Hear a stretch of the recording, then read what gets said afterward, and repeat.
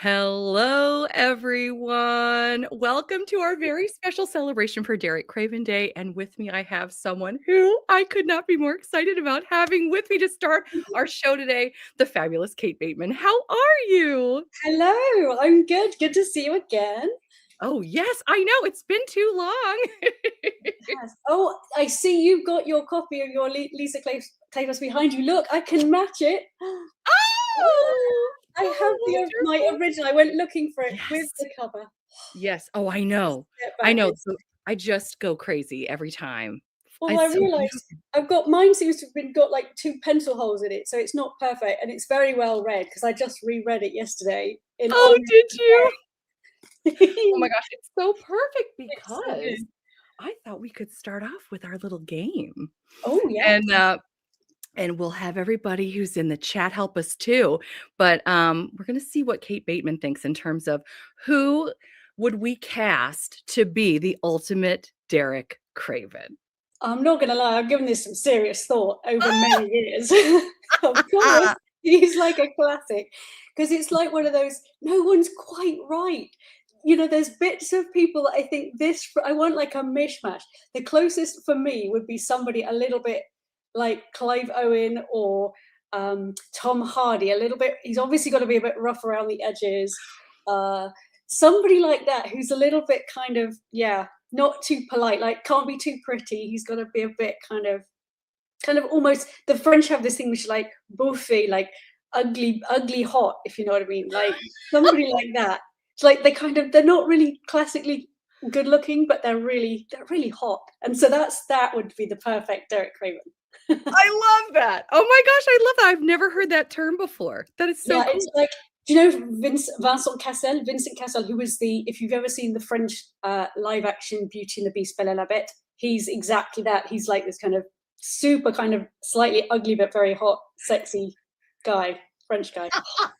I will be Maybe looking him. him up. Maybe he'd be the perfect Derek Craven. There you go. I'm gonna look him up today. I'm so intrigued. I'm so You're intrigued. welcome in advance. I mean, if you haven't watched that, it's got Léa Seydoux and Vincent Cassel, and it's just watch it with subtitles. It's beautiful. Oh, that is too we were just talking about Beauty and the Beast the other day. So we always love a good Beauty and the Beast retelling, adaptation, etc. So, I of quite tell you, there's a scene on the frozen lake that you will freeze frame and think of forevermore, and it will never leave you. That's what I'm saying. oh, My I'm lips are so sealed. Go find it, people. oh, exciting, exciting. All right. So, we're gonna have it'll be essentially like a bracket. You know how when you'll eventually we'll whittle it down to the number one, but first Okay. we've got to narrow it down some. So, our Okay. first two vying for the spot, Tom Hiddleston or Aidan Turner. Oh What man. are your thoughts? And feel free to tell us in the chat as well. I'll make I, sure. I have to think, having seen Aidan Turner in Poldark, and he has that kind of scar which Derek Craven gets in scene number 1 of the book, and I think he would be Darkhead, not. Yeah, it's got to be Aidan Turner for me. He would definitely be. Okay, okay, good. Yeah. As we're doing this, I'm also updating my slides for the next round. So, Oh, okay, okay. this is Carry on. perfect. This is I'm perfect. Okay. seeing people in the chat here. That's cool. Hang on. Yes, I Right. think Oh my everyone gosh, is there's hundreds of yeah, people here. Hi, everyone. Sorry. yeah. Hello. Yes, hello. We have so many friends here today. Hello, hello, hello. So glad you're joining us. Yeah. Oh my gosh. Wait, Aidan Megan's book nook says she hasn't seen Poldark yet. Yeah, get it. As would Aidan Turner, quite frankly. Yes. Oh my heavens, yes. There's Yes, a scene where absolutely. he's just so reaping some corn or something, and it's amazing. Someone's job was to spray him with oil. I mean, that's the dream job for me, just to make him look all glistening. So The I've best wasted job in my the life. world. What am I doing as an author? Like, Exactly. All right. So the winner of this round, Aidan Turner. But next round, Clive Owen or Idris Elba. oh, Idris is so good. Idris would be absolutely my next perfect James Bond. I hope he gets it. He would just be amazing. But Clive Owen, he's got that rough, he's slightly cruel. It's got to be Clive. I think Idris is too nice. Like, even though I've seen him in like tough crime dramas, I think Clive's Yes. got the edge there. Okay. Yeah. Sorry, Idris. I still love Yeah. you. Yes, truly. I'm seeing a lot of Owen, yes. Oh, yeah. Oh, Megan goes, "Oh, a command from Kate, will do." Oh, yeah. It's just a decree. You'll thank me. You'll thank me later. But, Yes. you will lose like 2 weeks of your life while watching it. But Right. It's time well spent. It's time well spent. yeah. All right, what about Damian Lewis or Tom Hardy? Tom. That's an easy one. Although Damian Lewis was amazing in, do you ever see Band of Brothers? He was Captain Winter in Band of Brothers. No. Oh, that's right. I rewatch that every few years when my heart can take it because it's such a good thing. But Oh. not a romance. Everyone would be alive at the end if I rewrote that, obviously. But Oh, yeah. Tom, though, Yeah. Yeah. sorry. I feel like when I see frequently pictures of Derek Craven, this is the person I think a lot of people see. Yeah, I think like people like Sarah McLean also, they really like Tom Hardy as potentially. Mhm. Yeah, I can see why. Yeah. Yeah, Hardy. So Lewis gives me the creeps. Oh, he is he's very good at being he's like in the Four Dice or whatever it is. He's very good at creepy as well. But Yes, we do need those actors too. Okay, let's see. What about our next round? Daniel Craig or Henry Cavill? Now, these two men have really let themselves go. I'm very concerned. yes. Truly. I mean, God, there's like 1% body fat. The poor boys. I don't know. Well, I think Henry is a little bit too, even though he was excellent as the Witcher. Can I have a proviso? Henry Cavill as the Witcher, dirtied down, yes. Henry Cavill in his cut jaw Superman, no. So that would be with provisos. Daniel Craig would be good though, and his Bond was pretty rough and tough. So maybe Daniel Craig actually. Yeah. Yeah, it might have to. Oh, there's a split here. Yeah, Henry because of The Witcher for sure. Oh, there is. Yeah. Yeah. I know. They couldn't replace him with a Hemsworth. I stopped watching after that. I'm sorry. Oh, yeah. Oh, I didn't even think about that. Oh, wait. So who do we feel like wins this round then? Who do you think? Daniel Craig still? It Because would just have to be Daniel Craig, I think. For me personally. I don't know how's everyone else going. Henry would really get into character and go full nerd. That is true. He would. And I mean, the man can bulk up, so let's, Yeah. We might have been overruled here by everyone in the chat because they No. So now, okay, we've gotten through the first round. I've decided to make this short because I also want to talk about your books and all that good stuff. So now going into round 2.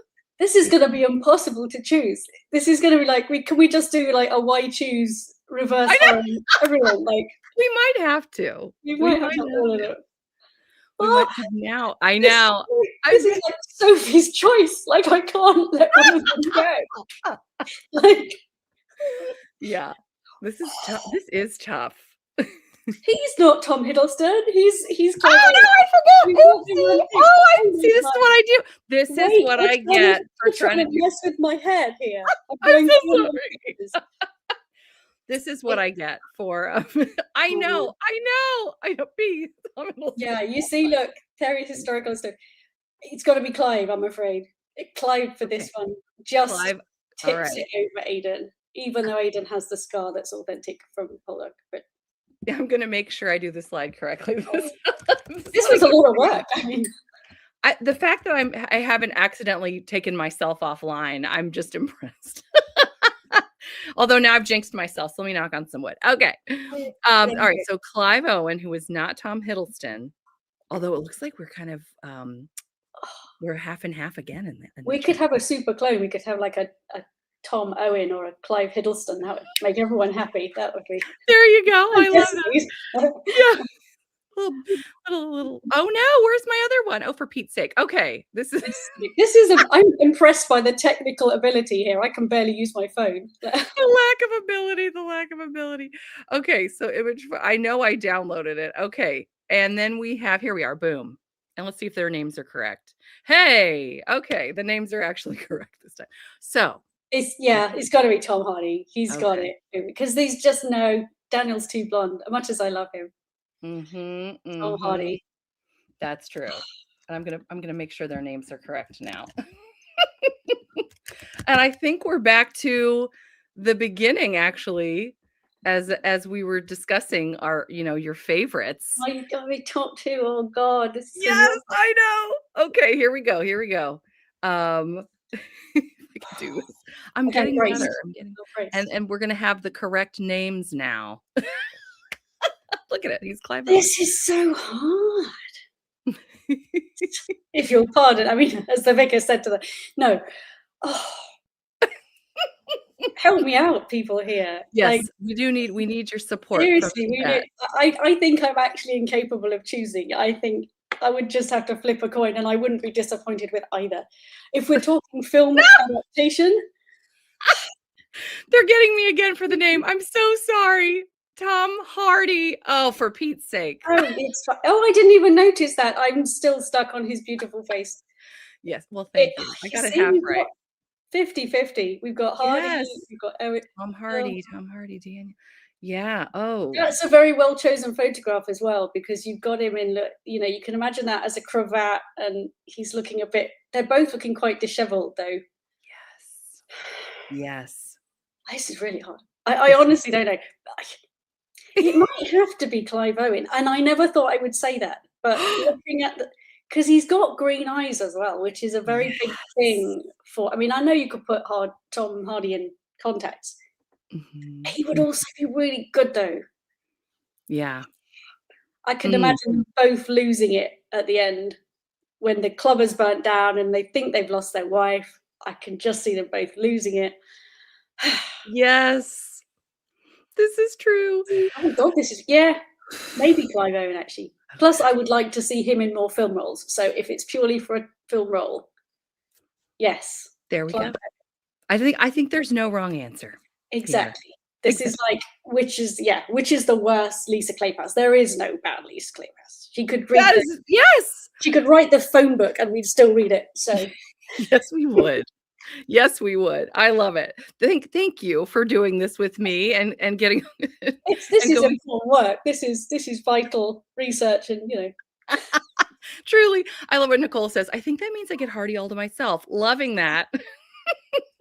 I would still fight you for him, obviously. We'd have to have paperbacks at dawn, and we'd have to slap each other around the face with a copy of the review. And paperbacks at dawn. That's great. How does one settle an affair of honor over a man? I don't know. That's right. Well, I want to talk about another hero who I have absolutely loved, and that would be the one in your book, My January Duke. I've got him here, Devlin, and this I have to say, big up the back cover. Yes. Let me make you big. Let me make you big so you can show everyone. There we go. There is this gorgeous front, obviously. Yes. Although it's inadvisable in the snow. I mean, this is back to my thing of historical men in poorly chosen clothing for snowy situations. But we're all for it. And there he is on the back cover. We had these amazing step back covers that we decided to do for the print editions. So, Devlin, it's a tie-in. So for those who've read my Her Majesty's Rebels series, he is one of Daisy's brothers. So Daisy from Road Trip with a Rogue, which I don't have here. But there we go. Look at you already. Well, so I tell you, I had the best time reading My January Duke, and the fact, or wait, am I right? Now I want to say Her January Duke because I'm thinking Her Majesty's Rebels. I'm like, which pronoun is that? But the fact that we've got all these super fun cameos and Easter eggs from your other series. Yeah, I did a little crossover from everyone who likes reading. Yeah, so I like doing that because in my brain, they all exist in the same universe. So of course, Her Majesty's Rebels know in the social situation, the Ruthless Rivals series, and of course they know my Bow Street Battle is, and they all every so often an Easter egg, and I'll sneak in. So you do get. Yeah, there's a reference to, she wears a daring dress, and I reference Karis from Daring Pursuit, who was known for endless dresses. So different series. That was from Daring Pursuit, which is my Ruthless Rivals. When Uh, I saw the Davies Montgomery's references, I squealed. I was so excited. Oh, I so miss them. fun. I want them to pop back in. I like to think that they're out there existing without me, carrying on with their lives and being scandalous without me. So, Yes, in fact, I think I made some of these oh, too because I just thought it was yes, so fun, and then, of course okay, and I know I'm going all over the place, but before I forget, I think I made a slide, or maybe I didn't. You have a there's, not spin-offs, but, like, prequels, and you've got novellas that go along with the series, yes. and it's got its own book now, like, you're a compilation of Oh, yes, I put the 3 Ruthless Rivals novellas. So yes, one of them, which I have here, is Desert Island Duke, uh, yes, it was the cousins of the Montgomerys. So this is Caro Montgomery, and there were the twins Lenore and Lucy, who each got their own novellas. And this is Caro, who's stuck on a desert island with her absolute nemesis, who she thinks he's got amnesia. He doesn't. He just loves winding her up. So she tells him he's a stable man, a stable boy, and he kind of goes along with it. But Yes. brilliant. So yes, I put them all in one collection. So it was called the Ruthless Rivals collection. So it was 3 novellas, just because if you wanted a lovely, there it is. Look at that cover. It's 3 gorgeous. together in one book. I didn't know about this, and so I wanted to make sure we touched on it because That was the anyone thing. who hasn't had the pleasure I've read all 3 of those. So Mhm. much fun, They and, were good. They were fun. what a great idea to put them together like that. Well, yeah, because it's physically it's nice. Some people really like the paperbacks, and I really like the paperbacks. And also, a lot of people didn't realise that there were the 3 different novellas. So by putting it together, you can read them all through. If you're in KU, I think this is in KU, so you can read the whole thing all the way through and get all of them at the same time. But Mhm. it was Yes, fun. it is on KU, yes. Oh my gosh, so exciting. So exciting. And, before I, because 'cause I'm all over the place right now. Like, Oh, yeah, thank you for doing those back covers. Yes. so pretty. So And honestly, the exciting. rest of the season. So I'm kicking off season 2, which was January.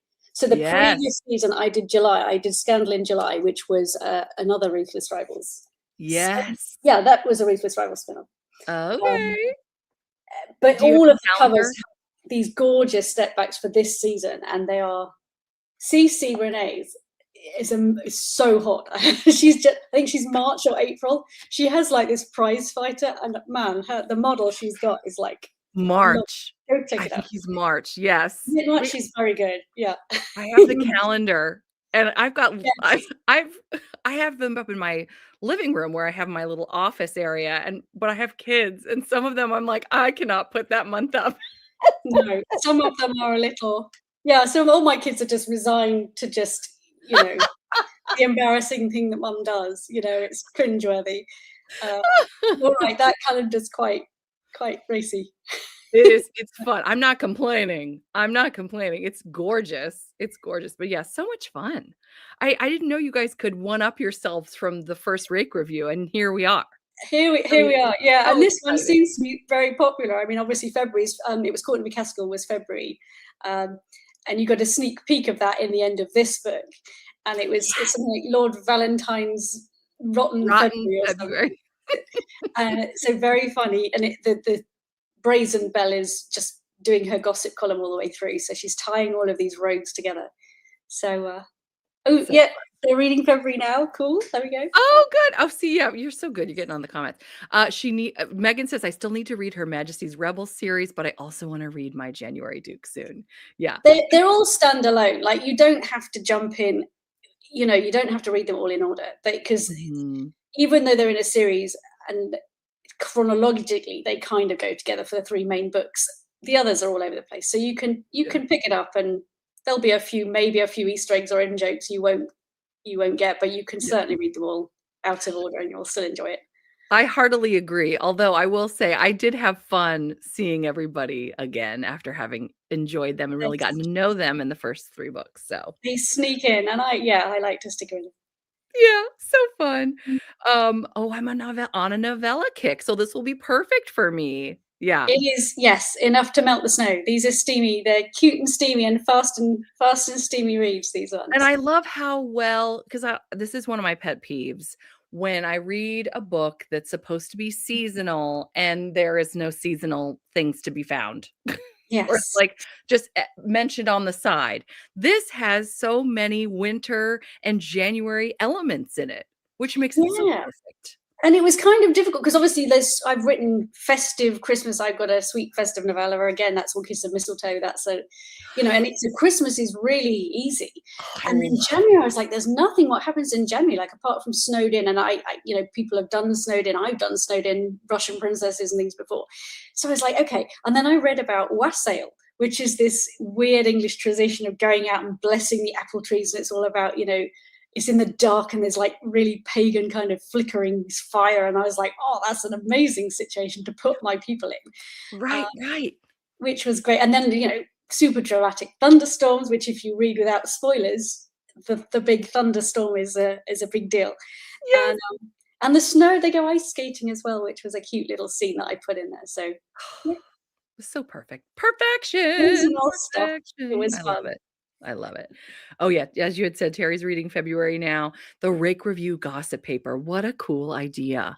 The Brazen Bell. Well, what was great is, so in the real Regency, there were hundreds of these, satirical cartoonists, people like Cruikshank and, Rowlandson, and they lampooned. It's like Private Eye or whatever, the National Enquirer or whatever it is of today. They had, no one was safe. I mean, the royalty, it's the same that we absolutely rip out of our celebrities. It's kind of like the worst sort of, what's the worst sort of magazine, or not even like nice, like Hello or something. It was just like proper scurrilous stuff. Ooh. And they were super popular. Like they would plaster them in the windows of print shops and people would all gather around and just every day look at it and discuss it in the street and laugh at, whatever the daily scandal was. So Right. this is true to life. There were all these anonymous gossip columnists like dishing the dirt on everyone. Yeah. just So like we love it. yes. It's so true. So true. Well, I wanted to ask before we let you go, because I know I'm trying to keep everybody today to about 30 minutes. I don't want to keep you too long, but I wanted to know what is on the horizon for you? What can we look forward to with you? I'm so excited. So many super secret things, which I'm going to be so evil and drop some heavy hints and then not actually say anything. So you can definitely expect more historicals from me, but not till at least the end of the year. So that's not end of 26. I have a plan for a 3-book series called The Grand Tour, which is going to be action adventure around Europe. So gorgeous, super hot locations, Mediterranean. Action adventure, that's going to be coming, but I have not even started that because I have got a historical romantasy that is being worked on right now, which is slightly different for me. Kind of time slip, Three Musketeers-y kind of. If you've ever watched a K-drama historical, kind of loosely based on one of those called Scarlet Heart's Rio, is a bit of a mashup. So yes, I'm currently writing that. So it's untitled. I don't know if anyone will read it, if people will come with me on this crazy journey. Oh, we'll come. We're reading it. Yes, we will. I'm a bit horribly in love with my own hero right now. It's modern girl gets sucked. It's like Back to the Future, only back to some historical hot situation. Is all I'm saying. And there's 6 princes, and she's got to choose between them all, and only one of them hates her. So we all know who she's going to end up with. Wait, now. Oh, I love. Oh, hey, Tiffany's here. Oh, yeah. She's like, I will read it. We are coming. Oh, I hope so. Please, I hope so, because I'm writing this thing. That's the trouble. I spoke to my agent, and she's like, "Do you want to write these historicals?" I'm like, "No, because this thing's been in my brain, and I've just got to get it out. And even if only 3 people read it, I don't care. It has to be written." And so. That's so exciting. Yeah, 3 Musketeers inspired. Yeah, that's what's happening. So exciting. We're so ready. Now is this one also? When is this one maybe going to drop? Or do we know? This one hoping for the first half of 26. It's currently been. It depends if it gets picked up by Trad publishers, in which case, because it's currently out on sub, so I'm writing it anyway. If Trad want it, it will go Trad, and it will be a bit longer because it takes long.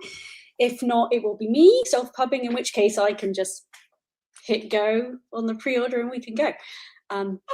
But yeah, it's still got a long. This is going to be a thick book. I'm still on first draft, but it's looking like it's going to be a big romantic-y, thick bad boy. Oh my gosh, this is so exciting. I could not be more excited. Oh my God. It's just I want to put in all these stupid situations. I've got these scenes in my head that I'm like, oh yeah, I should put that in and I should put this in. And so it might need super editing, but yeah. Well, there you go. Well, that's okay. So there's that. Oh, and just to tease, I might drop a surprise Midsummer Day novella. Maybe, if I have time. We will keep our fingers crossed, but we understand. I wrote one years ago for an anthology, which was called A Midsummer Night's Kiss, which was a sweet, slight paranormal twist, but it's not hot enough. And I always wanted to write a super hot couple of scenes in there to kind of really round it off. So I might just finish that one off, tweak it, and put it out on Midsummer Day. I think that's June. So maybe I've got the cover, it's all done. I just need to get and write the scene. So maybe. Oh my gosh. Oh, this is I'm not promising anything because I'm shocking at delivery and deadlines, but I'm going to really try with that one because it's a cute one. And the anthology is not up anymore. You can't get it. So it's. Yes, I've noticed that about anthologies. I'll try to read them and they're gone. They just disappear. It was called The Castle Keevener, I think. Baby anthology with a bunch of authors like Deb Marlowe and people like that. And it was really sweet, but it was not steamy. So as you know, I much prefer a steamy. I like it. Many of us do. So, I might just get them lost in the woods. Well, I cannot wait. I'm so excited. Oh my gosh, Kate, you're just making our day. I'm telling you, this is wonderful. Okay. And then the comments here, they're so cute. Look, Three Musketeers inspired. I know. Who doesn't like a hot mercenary in leather? It's going to be slightly fated mates, definitely enemies to lovers. No magic apart from the time travel. So that's the only thing. It's like, Back to the Future. There's no magic apart from the time travel. Because I don't want to do dragons and magic and too much effort. That's a lot more. I can't tell you how many people I've spoken to just recently who have said that one of their favorite subgenres or tropes, however you want to describe it, but is time travel. I mean, it's weird. See, I never really got into Outlander, which might horrify people, but that was not my thing. But then things like old school, there was Knight in Shining Armor. That was, who wrote that? That was not John Lindsay. Gosh. No, I'm gonna. It was very old. Someone will tell us in the comments. But yes, they will. I love that, except for the ending. Jude Devereaux. Thank you. Yes. I love that, except for the ending, which for some reason it really annoys me. Like 20 years later, that it didn't quite hit with me for the ending, but the rest of the book was great. So yeah, I just like the idea of it, and lots of K-dramas play with this kind of going back to historical time period. And yeah, who doesn't love Three Musketeers and the Count of Monte Cristo and all that kind of stuff? Yeah. So it's in a thinly disguised fictional world, which is quite clearly like pre-revolutionary France. I mean, I'm not even pretending it's going to be. We're going to call it something else, but clearly it's just pre-revolutionary France. I love it. Yeah. Oh my gosh, this is so exciting. This is so exciting. Built-in tension, exactly. Yes. And I love that I'm having a lot of fun with modern heroine, but obviously all the stuff you rely on, like there's no chocolate or elastic or batteries or electricity or anything. So you're suddenly in this time. But then stuff that makes you an absolute genius because like the most basic of things. And suddenly everyone's like, she's a witch. She's crazy. And she's like, well, yes, I am. And the hero's like, I do not trust this woman an inch. She is some kind of weird. Yeah, she's a spy. She's been sent to kill us all. And it's great. Yes. Well, here comes a question. Would you consider doing an historical monster romance? Ooh, I could go definitely Beauty and the Beast. I have got one. I've got my computer is full of half-baked plots, and one of them That's Well, so one of them is called Bitch Princess, which will be made at some point. One of them is called Polar Bear Thing, which is not a weird not quite romance, but there's a fairy tale called East of the Sun and West of the Moon where the hero is a bear at night and a guy in the day, or vice versa. No, a bear in the day and a guy in the night, or something. It's like Cupid and Psyche, but with a bear. So that's kind of might do that. Oh. Well, Maybe that's neat. historical monster romance. We could like invent a whole new genre. I mean, Right. I'm open to comments. If anyone wants me to write something, stick it in here because it'll go on my list of things that need to be written. There you go. Well, I There mean, you yeah, maybe we should do like Frankenstein's monster gets a happy ending or something. I mean, a bit of a I'm sure people would be happy for that. I mean, Dracula, vampires. There's something quite sexy about that. That's been done very well by many other people. This is true. This is true. The ending of Night does live free in my head. They're on like a plane. It's like he jumps back to the future, isn't it? I haven't read it for literally 20 years. There it is. I've got the old school one with like the knight's glove and the armor and the rose, and it's all really red. Ooh. I honestly haven't read that for about 20 years, but it did stick with me as possibly a time slip one. That's You can neat. never That's go wrong really with neat. Beauty and the Beast. Yeah. Yeah. Yeah.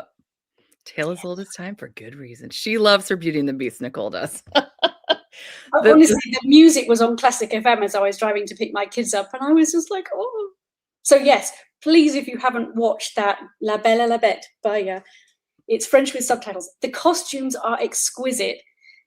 For once, he looks better as a man than as the Beast, but even as the Beast, he's so sexy, it's ridiculous. So, I love it. I love it. yeah, Oh, and it's it's so just the fun. cinematography, everything about it is just so French and beautiful in the way that only the French can do. Oh, I've got to try that. I'm It's an excited. incredible retake. Yes, it's so beautiful. Like every frame you could just mount on your wall as an art print because it's gorgeous. So I love it. I love it. And oh my heavens, I completely forgot. You had talked about doing a giveaway. yes. I meant Let's to do say a that. giveaway. Yes, tell us I about was it. going to give ebook because I can't send print books because I'm in England and it costs an absolute fortune if people are around the world to do print books. But I can send ebooks. So if anybody, we're going to do 5 ebook copies of. Well, I'll say either January Duke, or if you've already got that, we'll do any of my novellas, whichever you fancy. Winner's choice, and we'll just choose. You can choose 5 winners from all of our commenters. Yes. Yeah. Is Well, that and how we choose what we winners? can do right now as we're talking, as we're kind of closing, if anybody wants to, because sometimes we have people who are shy. If we have anyone that wants to be a part of the giveaway, Yes. please type Okay. me in the comments. That's a good. They do get shy though, so we'll see. They're so sweet. They're like, Oh, yeah, people are going. That's fine. Go for it. okay, we're seeing it. Okay. Oh, they're not being shy. I love it. As I put these in, what I would love to have you talk about before we let you go and before we do the giveaway, where can we look for you? Where should we be looking? I'm Facebook. all over. I've got my Badasses and Bodices, which is my Facebook group, and my Kate Bateman author page on Facebook, which is where you can get all this stuff. And I'm loving Instagram at the moment. I'm a very visual person, so I like Instagram that I don't have to think of much. Don't even bother on TikTok. I'm on TikTok, but I don't understand it. Everything's in Russian now. I mean, I don't even get it. So you will not find me more than once a year on TikTok. So yeah, Instagram, I think I'm Casey_Bateman, possibly. You can find me. And Facebook, yeah. Those are the 2. I mean, or my website, but that's just usually just got my books on. So, and there's lots of sneak peeks. On my website, you can find first chapters of all my books on my website. Oh my heavens! How did I not know that? I don't know why. Some are sneaky. They're hidden. Some are hidden pages that only go to people on my newsletter. So your best bet actually is to join my newsletter, which you can do on my website, and subscribe to that. And you get a free novella. You get my Egypt set promise book. Just for joining my newsletter. So you get that, and you get all the sneak peeks as well, the links to the secret pages for the sneak peeks as well. I love it. I love it. Okay, I think we are ready, and we've got 7 brave souls who We're willing to say. Listen, if it's 7, that just seems cruel to have 2 people not get it. You know what? Everyone can have one. Let's do all 7. I'm like Oprah. Everyone gets a novella. Oh my gosh, Kate! Do it, honestly. Aren't you wonderful? Okay, so I was going to spin the wheel, but now we don't even need to. But I will say, Megan, Emily, Nicole, Terry, Tara, Jan, and Tiffany are all going to get a free ebook from Kate Bateman. Oh my gosh! Well, thank you for turning up. Well, I don't even know what time it is for all of you lot. For me, it's like 5:30, so it's tea time. You can see it's got dark outside as we've been talking. But you're all like 5 or 6 hours behind, so it's probably afternoon there. Yeah, we're all over the place. We are all over. It's noon where I am, so it's lunchtime over here. But yeah, I know. Time? Where are you? I'm on the East Coast. Oh, you're East Coast. Okay. Yes. Yeah. Yeah. And I know some of my friends on West Coast is like 8 hours behind. That's crazy. So. Yes, 3. Yeah. Yes, you're right. 8 hours. And like Tiffany, for example, is in Nevada. I think she's 2 hours behind. Nice. Tiffany has the most amazing hair, by the way, in her picture. I mean, I'm never brave enough to dye my hair purple. I should match like my bright pink. All of her things. I always tell Tiffany she's my spirit animal because she's just the coolest. All of it. All of it. I hate to be that cool and gorgeous. It's You go. My gosh. Well, this has been such a treat. I can't tell you how grateful I am that you got to join us today and that we got to celebrate your work and also get a little preview of what's to come. Yes. So, yes, everyone had, how are they going to get these to you? I'm going to need people's emails. So probably. Yes. What I was thinking is I'll message you. Is Instagram okay? I can message you. Perfect. Send me everyone's emails and you'll all get a book funnel link to download all your books. So perfect. Yeah, this is great. I'll be sure to message you by the end of today and then we can get the ball rolling. So that's right. But thanks very much for showing up. I mean, who doesn't want to chat? Or I could talk all day about romance and books that we love. So truly. Yeah. Oh, well, thank you again for your time. And we will let you go. We're going to do some sprints and we'll continue. Oh, yes, ma'am. No, Tiff has recording pictures for a historical monster tomb raiding romance set in Egypt. I'm so glad you saw that. I could already see that in my head. I'm like, yeah, that's really easy to do. We could do that. Look at that, Tiffany. What would be the monster, though? Is this one where we think the mummy should have got the girl? Is this? I mean, he was good looking. He was. He was. Everyone in that film, if that you couldn't, literally, I'm not even bi, but everyone in that film was beautiful. Like, it's true. It's true. Anyway, I watched The Mummy again the other day. I was like, Brandon Fraser. Oh my heavens, so handsome. Yeah, they were both peak, absolute peak. Yes, everyone was. Yes. Although her eyebrows were those the really tweezed eyebrows. I'm like, those eyebrows. I'm suffering from over plucking myself in the 90s. Like it's coming back to haunt me now. I've got very sparse. But there was a link with that was Rachel Weisz is married to Daniel Craig, who we had earlier. And I know, what a couple. Right? And, yes, and apparently in her the back of her car, she says, I'm married to Daniel Craig, because you can get these bumper stickers saying, oh, you're my husband is Daniel Craig, and she's got one, and she really is. And I just thought that was just the best flex. Like, I'm married to James Bond, to Daniel Craig. And it's like, you lucky cow. You definitely need a bumper sticker if you're married to Daniel Craig. You got to tell everybody. every chance you get. If you've got it, flaunt it, quite frankly. That's right. Yeah. That's right. Oh my gosh, I love it. Anyway. Oh, well, thank you again so much. And I will message you shortly. Thank you again for your generosity of your time and your book. Oh my gosh, so excited. Reading, everybody. See you later. Take care. Bye. Oh my gosh, I love it. I love it. So fun. So fun. Well, we now have 20 minutes to do why am I so big? Ugh. Okay, that's still rather large. Like, hello, everyone. All right, we're going to do a little sprint, a little winter sprint for 20 minutes. Get some things done, get some reading done, whatever you can. And when we come back, we are going to be meeting with the fabulous, if I could get I've got too many plates spinning again. Sadie Bosque is going to be joining us in about 20 minutes. So I'm really excited to meet with her. We're going to do some games. We're going to talk, and we might even have another giveaway. So that's pretty exciting. So let's get this started. Let's see if I can do it. Nope, that's not it. As always, what am I doing? Okay, here we go. And I will see you guys in 20 minutes. Feel free to tell us in the chat what number your snowman is.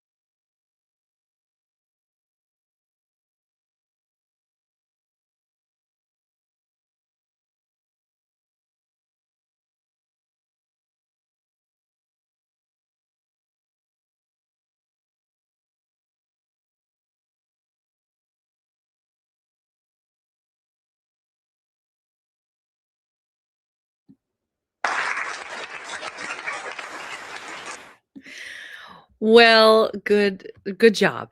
Snowman number 3. We did have I feel bad the other snowman melted. But anyway, we did have a change of lineup. We had a freezing screen there for a second, freezing the irony, right? So, yeah, but Snowman 3. Anyone who chose 3, such as Megan, for example, well done. So that was really fun. Thank you guys for participating. Why is this so big? There it is, for participating in this with me. Well, I have very exciting news to share. We have none other than the fabulous Sadie Bosque joining us right now. Hello. Hello. I'm so happy you could be here today. How are you? I'm good. I'm really good. I'm actually in a hotel in Munich right now, and the walls are a little bit thin. So if you can hear some neighbors, just letting you know. I didn't know if you wanted me to whisper. I will try to be quiet, Oh but my I gosh, can't. I'm very loud. Oh, I love that. I love that. So am I. So am I. So that works out great. Well, I'm so thrilled that you were able to join us today for Derek Craven Day, where we celebrate all that is the fabulous Derek Craven from Yes, happy Derek Craven Day. Yes, happy Derek Craven Day to you as well. I've never wished anyone a happy Derek Craven Day. This is exciting. So I thought we could start off today by playing a little game. And what we're going to have you do, and we can get some help from our friends in the chat as well. Okay, We're can I see the chat? I'm Oh, not yes. sure. I don't know if you can see it in the corner there. I'm on my phone. Oh, okay. So I'm on my phone, so I have to click it. So Oh, you don't have to click. better if you tell me if I something will is tell going. you. I will tell you. We will make this so easy, I promise. Basically, what we're going to do is we're just going to see. We're going to have a Derek Craven scale here, and we're going to rate from a 1 being not at all like Derek Craven to a 10 being, oh my gosh, this is Derek Craven. We're going to rate the following traits, and we'll start with emotional restraint. When you think of Derek Craven, does he strike you as the picture of emotional restraint? Or does it vary based on feel free to chime in, and I'll tell you what everybody says in the comments. Okay. It may depend on the situation too, and we understand that. Because at first I was like, no, absolutely not. But then I'm like, actually, like he has a lot of restraint when it comes to, for example, they were on a break for a long time. He was keeping himself away. So I'm thinking like maybe in the middle. Okay, so like a 5 on the Yeah, Derek maybe a Craven 5. scale. Okay. I love that. I love that. What about strategic jealousy? Oh, that's a 10. That's a 10. You're like, I don't even need to think about it. Yeah, no. Who knew strategic jealousy was a thing until we realized, oh, that's Derek Craven. Yeah, that's the definition. His picture is beside it. If you open a dictionary. Yeah, exactly. What about revenge patience? Revenge patience. Straight to 10, somebody said for the previous. That's great, Tiffany. I love it. Yeah. What is revenge patience exactly? Well, he's waiting. My own interpretation would be that he is waiting in the wings to exact revenge. Yes, essentially. Yeah. Okay. Yeah, I don't I don't know if I remember this particular. What would you say? I would say that would be maybe an 8, because he's definitely, like, for example, with his ex, he was willing to sort of push her off, but he definitely felt like she needs to get out of here. Like, I don't ever want to see her again. I would love to see maybe some sort of revenge happen to her. Oh, Megan was saying the same thing, 8 or 10. Okay, it's high on the Derek Craven scale, I think. Okay, we'll say 9. Okay, there you go. Split difference. Yeah. I love that. I love that. What about quiet devotion? Oh, 10. Okay, No need to think about that one. Right? Yeah. Yeah, I love it. I love it. Willingness to walk away. I think that would be like 7. Mm. So he Mm. has a willingness to walk away, but then he comes back with a vengeance. That's right. There's that where that patience comes into. Exactly. I love it. I love it. Financial power used as emotional protection. 9. Yeah, I think that would be a high one too. I mean, that's definitely the name of the game for him. Remembering a single kindness for years. 10. You picked out his traits, Yeah. and that's all there is. We're very close. Silence as intimidation. 10. These are also Derek Craven. Refusing to compete for affection. I'll also say something high, but like 7.5. 7.5. Yeah, 7.5. Yeah. Because, well, again, like with the previous ones where I gave a lower number, it's like he won't compete until he does. Mm-hmm. Oh, Megan says, I think it's a 10 across the board. Yeah, for me, it's like he refuses to compete until he realizes this is really worth it. Yes. Yes, because and that makes me think of the first book that he's in, Then Came You, where he's really into Lily, but he's willing to back off so that Lily could be with Alex. Exactly. So, yeah, I'm with you. Right down to that 0.5. And I think this is the last one. Loyalty once one is the chosen 100. forever. Oh, what'd you say? This is 100. 100? Yes. Yes. I love that. I love that. Oh my gosh. Well, I thank you for playing along in this game. I love that, and I also love talking about rakes in general. And one of the ones I wanted to discuss because we've got our rake review friends here today. I know it's not coming out for a little bit, but what can you tell us about what may in fact be the spiciest cover and step back of the entire Rake review season 2? Yes, do you have the step back? We need to show the step back. So I have the calendar. Oh, nice. And here is the step back. It couldn't it's gorgeous. Gorgeous, gorgeous, Our gorgeous. cover designer, Dar Albert, I think that's how you pronounce her name, but she's amazing.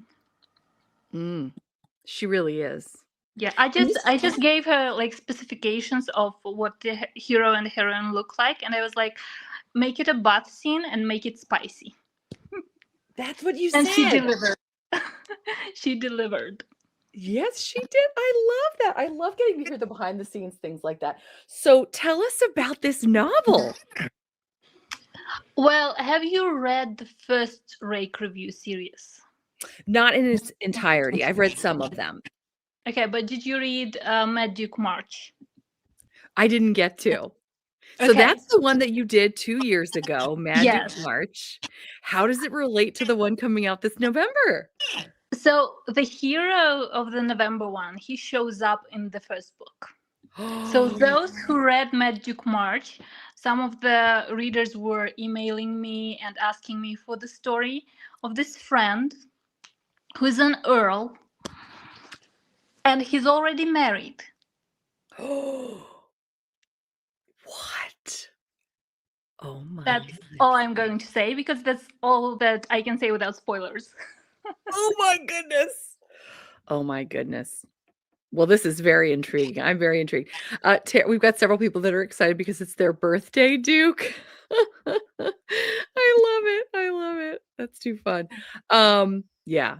Oh, even the computer gave it a thumbs up. Yes, it did. Yes, it did.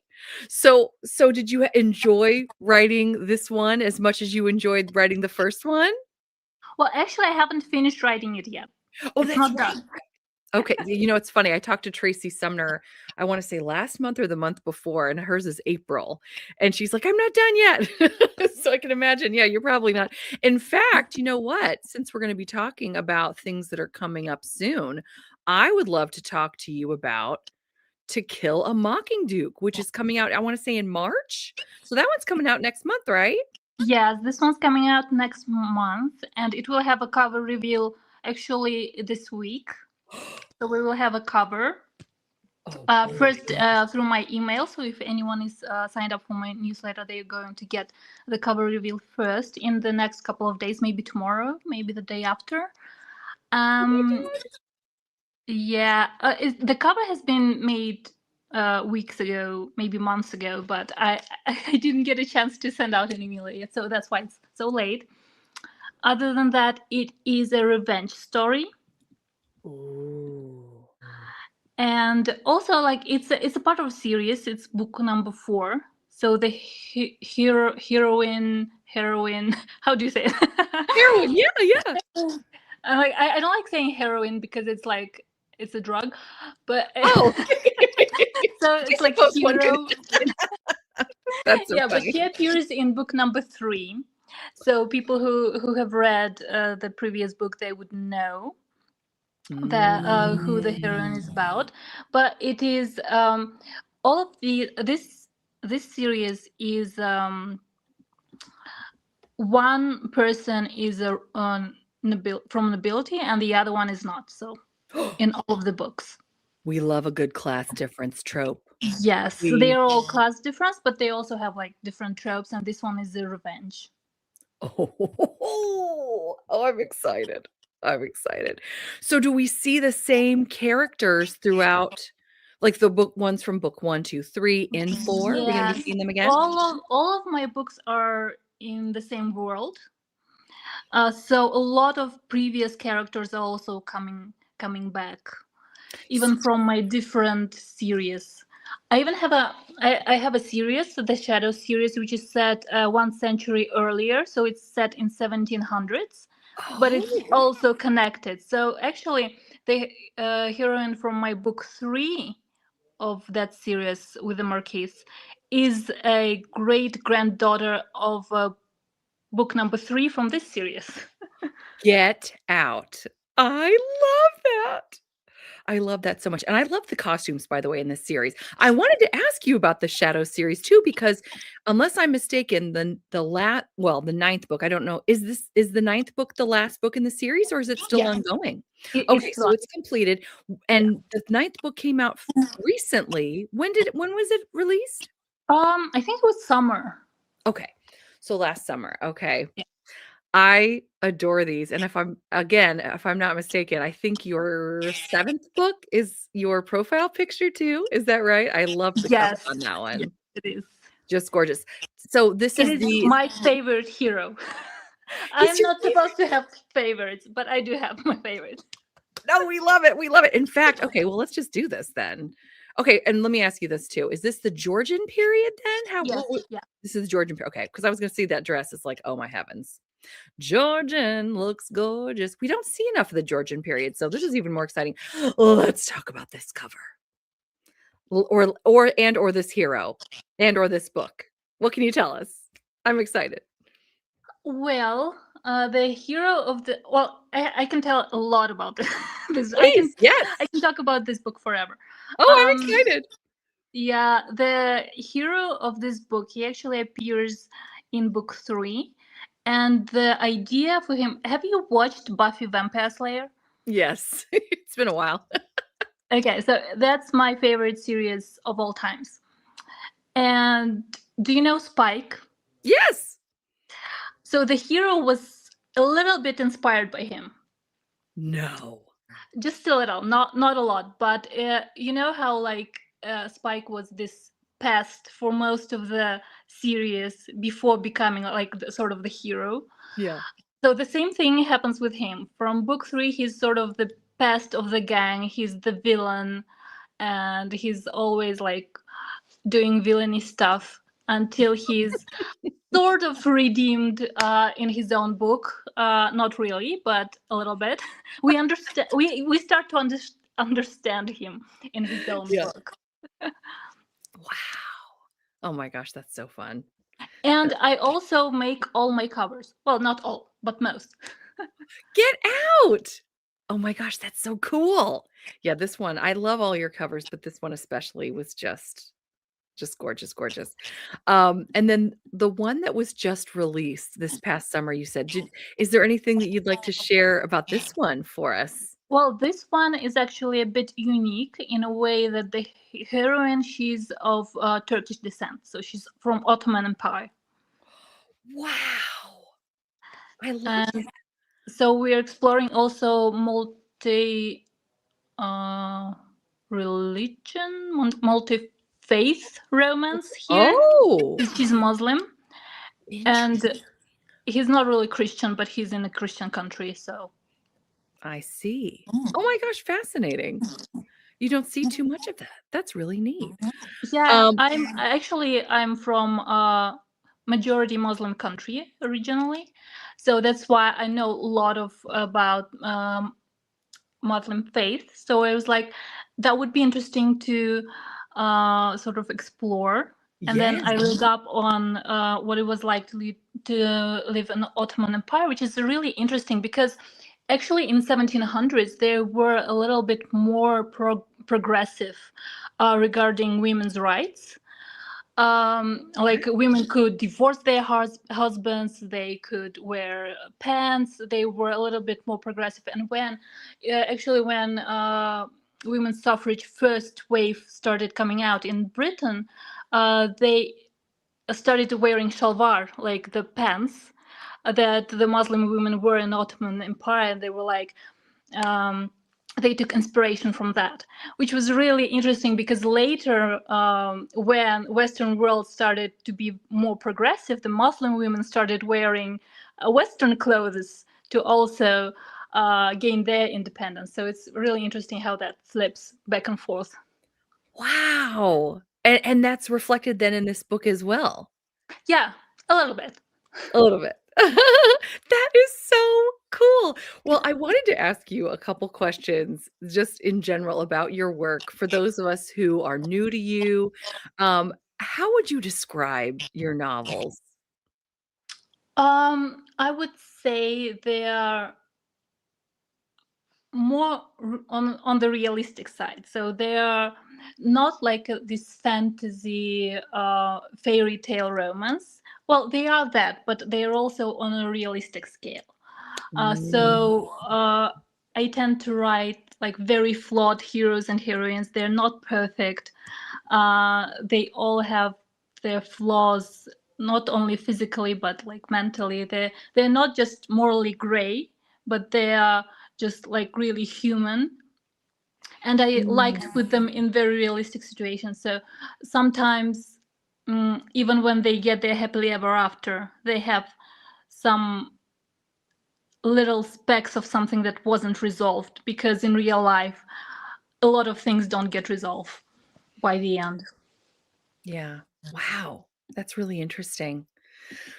Where should someone start who wants to try you for the first time? What would you recommend their first Sadie Bosque be? So the very first novel that I released is A Deal with the Earl, and I would say that's where you should start. Oh, and what can you tell us about that one?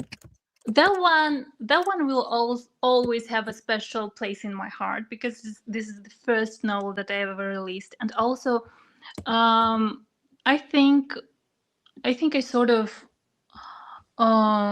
poured all my heart, all my love into that book, and that's where my style got realized in a way.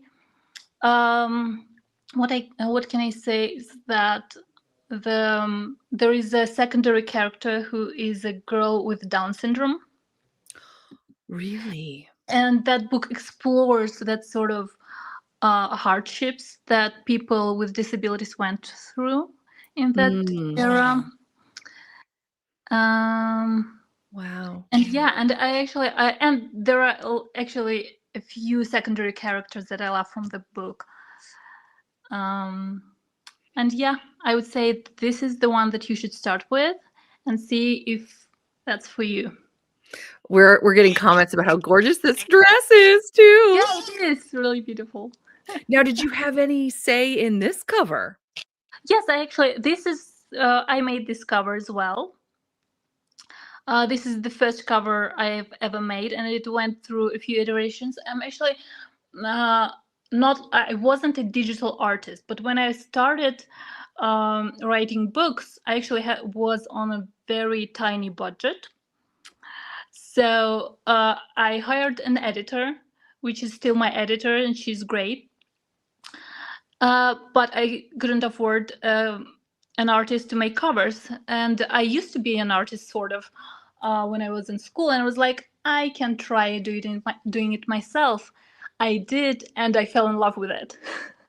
So Oh that's my why, goodness. if I can, I will try to make a cover myself. But for example, for the Rake review covers, we wanted to all the covers to have the same cover designer, and I was like, I'm not making 12 covers. I just can't do it. So That's a lot. we hired Dar Albert, but she's amazing. I love her. And if I cannot make my own covers for some reason, I would hire her with no qualms, in a heartbeat. But I actually love doing it. But yeah, this is one of my favorites. I love it. I love it. We're also seeing people saying, amazing job. Amazing job. Thank you. I love that. Who would you say are your greatest influences? Like authors, for example? Um, I don't know, millions. I have a lot of them. I understand if it's too. Yeah, I think when it comes to angst, I don't know if it's an influence, but I strive for the level of angst of Sarah McLean. Love her book, love her angst, and that's that's the kind of author I look forward to when I'm writing something with angst, but because that's my favorite. I love the fluffy, I love the very funny and punchy books, but angst is my favorite. If I have to choose. Oh, that's so But fun. yeah, but when I'm talking about my own books, I think mine are more on the lighter and fluffier side, although there is some angst mixed in as well. This is great. This is great to know. What resonates most with your audience? If there was one thing that you could pick out that you hear so more frequently from your fans, from your audience, what would you say that is? I think the most that I hear is that my characters are relatable. Like they can relate, they can understand their reasoning. They're like, I think that's the thing that I hear about most. And I think that's actually maybe I don't know, maybe it's not what I hear most, but it is what I like to hear most. That maybe that's why I remember it most. That's wonderful. Well, hey, I think that's still a good reason. That's a good answer. Here comes my favorite question. I've never gotten the same answer twice. What would you say makes a great story?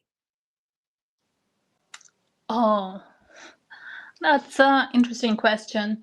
Difficult questions. What makes a great Yeah. story? I think a great story. Well, when I was just starting writing and I was listening to different authors and what they would talk about their stories, and they would say like what makes a great story is if you can hook a reader early on with something, like a question, and then not answer it for a long time. But you can't just ask one question and expect people to hang on until the end of the book. So you have to have one big question, one little question, and then answer that little question and ask another question. And go on until the book is finished. So I'd say is that I think to keep people on the hook, you have to keep asking different questions that people would be interested in answering. Yes. I love it. See, every time. I get a neat answer. Oh, that was amazing. That was amazing. What about you? Do you have an answer to that question? Oh gosh. No one's ever asked me that. Oh gosh. Well, I think one of my other favorite ways to think about it is that what you had mentioned earlier about relatable characters, to have characters that you really care about. For me, I know I'm going to love a book when pretty early on I'm invested. The more quickly I'm invested, the more I know, oh, this is going to be a great story. That's a really good answer, because I think especially romance books are very character driven. Yes. We're not plot driven. We have plot, but we all know how that resolves. This is true. This is true. I love this. Jangle the carrot. She's referring to your talk about the question and the question.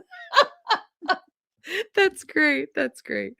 Oh my gosh. Okay, so I promised I wouldn't keep you too much longer. I have 2 more questions for you. Before I do, you had mentioned being willing to give one of our viewers this afternoon an actual physical copy of a book, which is so exciting and so wonderful. So I know some of us can be a little shy about saying that they would like to participate in the giveaway. Don't be shy, guys. If you would like for me to put you in the raffle for the giveaway, type me in the comments. We'll add your name as our good old friend Sadie Bosque here is answering a couple more questions, and then we'll do the drawing. So as they're thinking about it and hopefully being brave and saying me in the comments, what is on the horizon for you? What can we look to expect coming up in 2026? Interviews, book signings, etc. What should we be looking for? I actually don't do book signings. Because I live in Europe, so we don't have a lot of those. And we have rare book signings, but they're really expensive, and you have to travel on your own time and do those things. And most of the signings are in the United States, as you might know. So I don't do a lot of those. And I don't do interviews, so this is an exclusive. This is so exciting. Oh my heavens. Oh, Yeah, and but I'm looking forward to the books that are coming out this year. Yes. Look out for those. Yes. Now, did I forget one? We talked about them, right? Or no, is there another one? No. We talked about, I will have coming out next, but I will be putting up those on pre-order once my next book comes out. So. Oh, exciting. I want to leave no stone unturned. I love it. I love it. Okay. Oh, this is exciting. Okay. I think I've got oh, you know what? And before I do that, I'm going to give everybody another minute because I want to ask you, where can we look for you? Websites, online Facebook groups, etc. It's all going to be linked in my description box, by the way, everybody. But where can we look for you online? Yeah, well, I have a website, sadiebosque.com. I need to update it with my latest series. But it is there. And I also have a Facebook group. I actually have a Facebook group that we are running together with Rake review authors. It's called the Brazen Bells. Yes. So all 12 authors are there, and it's unique in a way that we're all running it and we're all there. It's the only group that I'm in, so if you want to find me and chat with me, I'm there. And I'm actually more of a Facebook girly. I'm not an Instagram girl. So if you want to find me and to chat with me, I'm always there. I'm open to answering questions and chatting with you about anything. Wonderful. Oh, wonderful. I love it. Okie dokie. So we had some brave people come and give their names. We're going to go to the wheel of names here and we're going to spin, and then I will message Sadie Bosque later to confirm all of this. So just so you know how this is going to work. All right, everybody. Good luck. Let's see who wins the giveaway.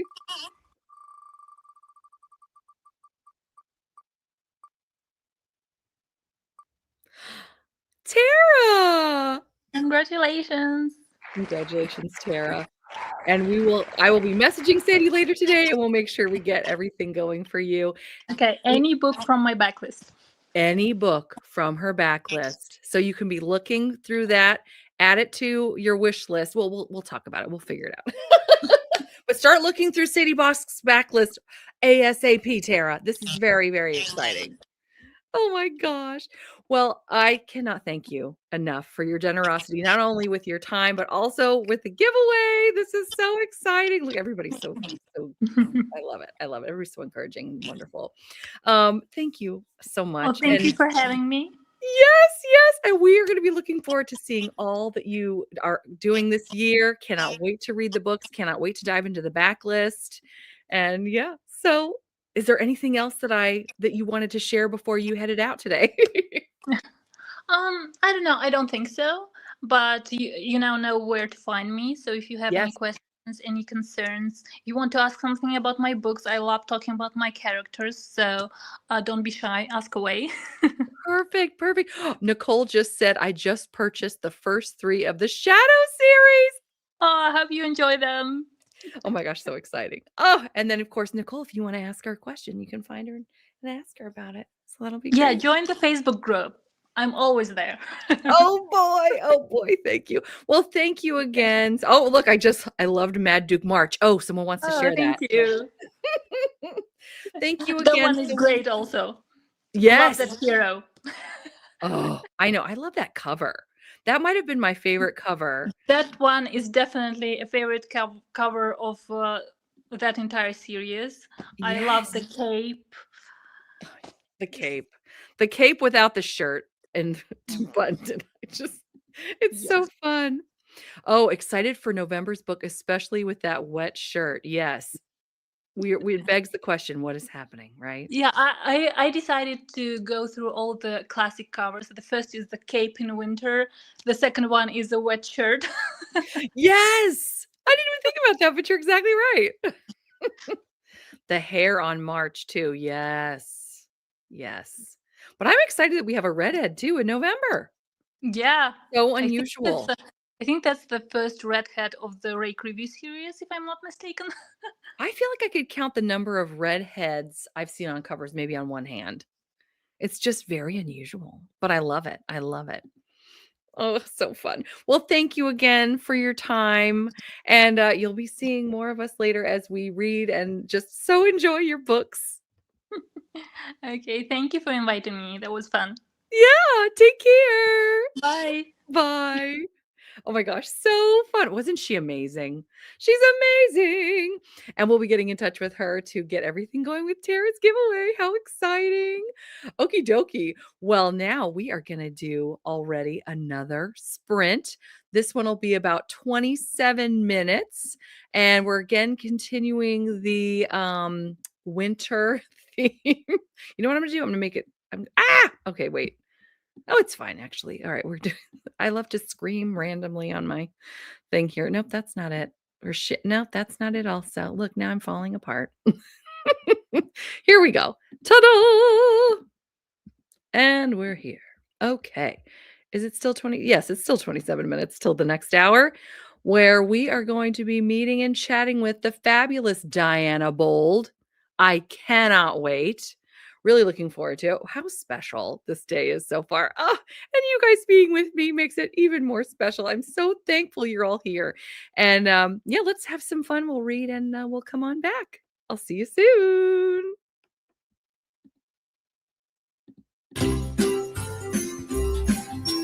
Oh, and feel free to pick your racer.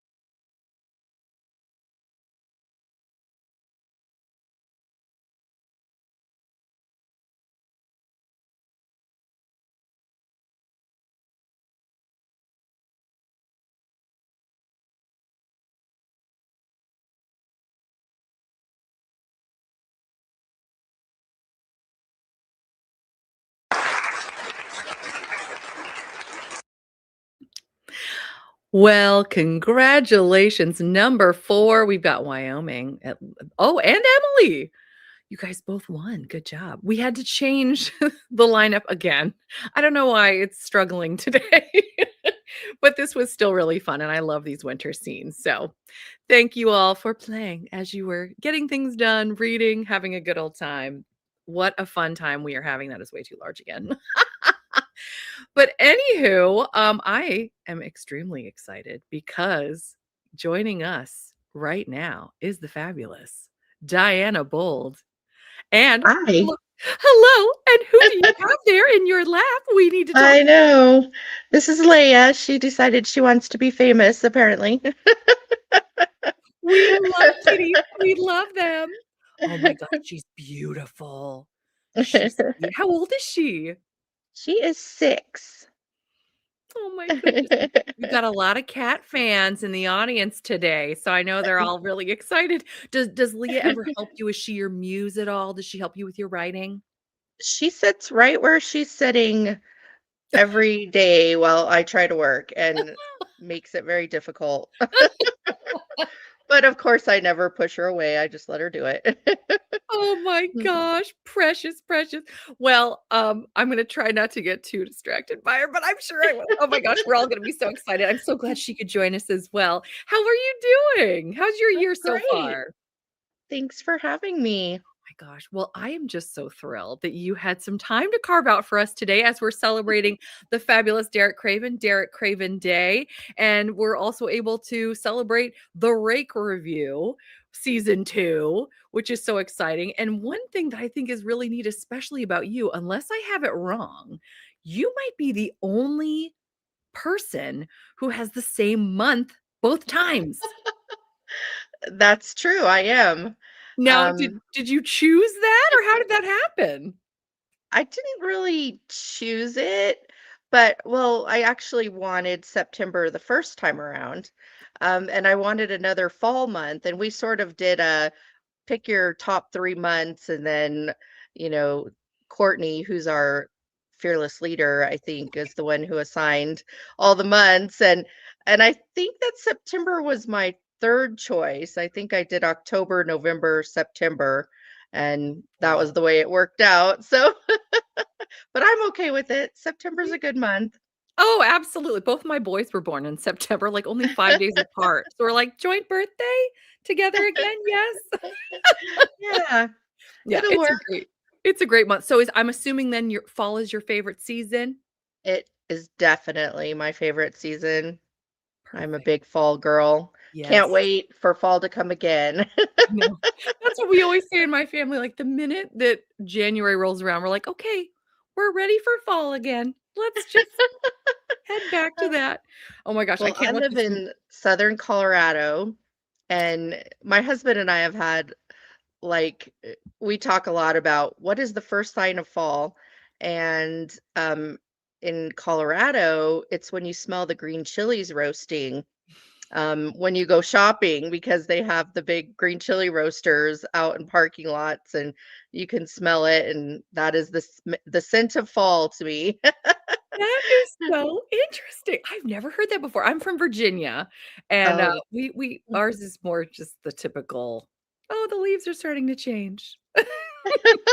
It's actually so funny that you bring this up because I don't think I told you this specifically, or did I? Maybe I did. But the game that I made for us to play today is September or not, which is essentially like what says fall to you and would it Oh, wind up in nice. one of your books, basically.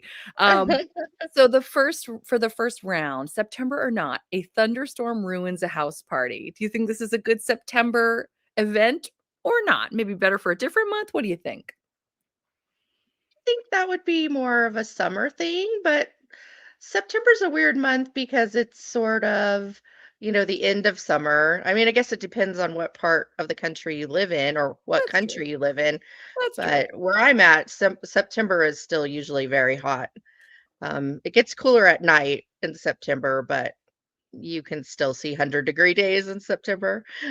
Oh gosh, I don't think we've ever gotten that high in September, but yeah, we do it is pretty warm still. Yeah, we have our back to school clothes are always short sleeve, maybe shorts too. Oh my goodness. What about decorating for Halloween? Would you do that in September or wait? My husband and I are really big decorators. We have a Mm. system, but actually September 1st, we put up fall stuff, which is different than our Halloween stuff, which we put up on October 1st. So we Okay. have a whole separate set of decorations for fall. We would get along so well. And then the day I after Thanksgiving is when Christmas goes up for us. Right. Yes. Yes. Thank you. Okay, now here's another question. Since we're getting in the weeds with this because I couldn't be more excited. Now, okay, November 1st. What's going up November 1st? Is it back to the original fall or is it Thanksgiving decorations? Is it different? Halloween comes down, Okay. and then the fall we actually leave the fall stuff up and then add the Halloween, but then the Halloween comes down and the fall is up. That's really smart. Okay, I'm gonna take a page from your book. I'm gonna do that. That's so fun. I actually have September decorations, which is I have tons of apple things in my house in Oh, September. Everything's apples. And then November is fall and like Thanksgiving type things. But yeah, I love it. I love it. I love it. Oh, that's so fun. Okay, round 3. Hay rides and fall festivals in September, or are we waiting to do I that? What think do we think? it's September. I think we could do that in September. Okay. Yeah, we've done it. We certainly have. And sometimes in our area too, if you wait until November, like the first weekend in November, things are all discounted. All the tickets are discounted. Oh, nice. So that helps too. Oh my gosh. What about September? Would you do a back to school plot in one of your books, even though I know you're primarily historical? Would that be something that would be Well, I haven't yet, but I wouldn't rule it out. oh, there you go. See, I love that. I believe that's probably when, you would go back to boarding school. I'm not real Yeah. sure. I'd have to We'd look have that to up. research. We'd have to do a little research if anybody knows, because 'cause I've got some really knowledgeable people in our chat right now. If they know, they will let us know. So we'll Good. find out. We're gonna learn something today, and I love that.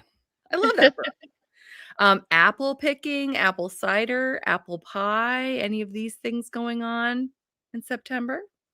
I love anything apple. That's by far the superior scent to pumpkin. I said it. I am not going to go back on that. You heard it here first, guys. You heard it here first. Oh my gosh. So wait, okay, hold on.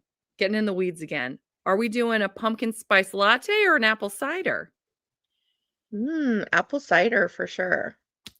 Oh my gosh. Oh my gosh.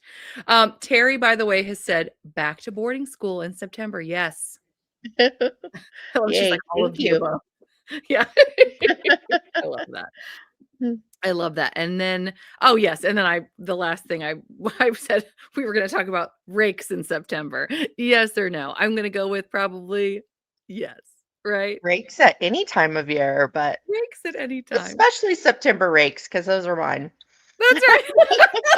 I may do September next time if we do it again too, just because now it's a thing. Oh, I love that. I love that. And okay, I have the calendar. And, Oh, I'm loving this step back too. I'm gonna make oh, they're myself big here so for just nice. a second so you can see. Yeah, I wanna know if it was really neat. We talked to Sadie Bosque recently, and she gave us a little insight into how she, um, like, the words that she chose when she was trying to instruct the artist into how she wanted her step back to look. Oh, wait, no, okay, this is what I want. Alright, so, did you have any input into this at all? And if you did, what did you say? Uh, I just told her come up with something really steamy. I hadn't started writing the book yet, or not even close. So I'm really kind of basing my characters off of this picture, which I love. That They is all so came out so cool. good, but I think that Oh, this one's great. And I I love agree. the colors. That's why I wanted a fall month. Oh, My favorite yes. colors. Yes, absolutely. So, okay, so tell us a little bit about let me go yeah, this one. Tell us a little bit about this one. I and now have you written this one yet? Because some of my authors I've spoken to, they're not there yet because 'cause they've got other fish to fry before they get to this one. I started it. I'm a long way from being finished. I'm maybe a quarter of the way through. Uh, Okay. so it's getting there. But I have, 6 months or so still to Oh, work yeah. on it. So Oh, yeah. Well, I was saying earlier, I was talking to Tracy, Sumner, I think it was last month, and hers is in April. She's like, "I haven't written it yet." But she's some gotten it people done. are so fast, but I am Right? not. I need Yeah. some time. Yeah. So what I is can this one take about? um so this one, the Bell, has seen my heroine leaving the dark walks at Vauxhall, and um, he comes right after her. She actually saw him in an intimate embrace with another woman, and she stopped to watch for a minute, and they kind of made eye contact. And he knows who she is, but uh, he doesn't know her. But he followed her, not sure why yet, but the Belle saw it. So Uh-oh. she puts it in her gossip column that, they were seen together, even though nothing happened between them. So that's going to set off a series of events that neither one of them is going to like at first, but then hopefully they will like it in the end. Yes. That's my Yes. goal. Yes. We do love a happy ending. Yes. There you have Um, and I wanted to talk to you too about some of your other works. Now, this one, The Wayward Heiress, was released fairly recently, right? yeah, just a few weeks ago. That's right. Yeah, it was last month. Tell us a little bit about this book and or The Wayward Lady. Oh, for Pete's sake, I'm going the wrong way. Or you could talk about this. Is it a duet or a series? Let us know anything you feel like telling us. We want to know. Well, The Wayward Widows of Willoughby Hall is the series, and I'm really getting tired of writing, 20-year-old virgin heroines because obviously I am not 20 years old or a virgin. I'm on marriage number 2, and I actually this weekend I just had my 6th grandchild. Oh, So super excited about congratulations. that. Oh, But congratulations. I That's really wanted to wonderful. write some heroines that were a little bit more relatable, to me anyway. I We are know there's a lot excited. of us out here who like historical romance that, uh, might appreciate that. We'll see. Oh, no, Um, we're here. We're here, and we are here for it. We yeah, look, here's coming. so We want older MCs. Yes. the youngest heroine of these 4 books is the one from The Wayward Lady, who was 32. The one from The Wayward Heiress is 35. And Okay. they get older as the series goes on. But the premise is that there are 4 women, and all 4 of their husbands die in a brothel fire, which is, humiliating for them. A few of them really have no assets once their husband is dead. Um, Mm. so one of the women, a duchess, she says, "Why don't you all come live with me at my seaside estate and we'll get through this together?" Because at the time, women in mourning, they weren't supposed to see anybody or go anywhere. So they just kind of lived together. And I really wanted to be inspired. I was inspired by the Golden Girls. Of course, they're younger than those women, but I kind of gave each one of them, my which one was which character. Stop And it. the one from The Wayward Lady is Rose, and the one from The Wayward Heiress is Blanche. That's not their actual names, but Right. that's how I see them. Yes. But Oh The my Wayward Heiress, that one I set in Egypt because she's a Victorian archaeologist, which almost killed me because it was so much research. It was so hard. I really stepped out of my comfort zone with this one. I kind of wanted to give it a sort of the mummy vibe. Um, kind of a Brendan Fraser-esque hero, and um, so I don't know if I succeeded with that, but I wish I could Oh, say it was fun to write, but it wasn't so much.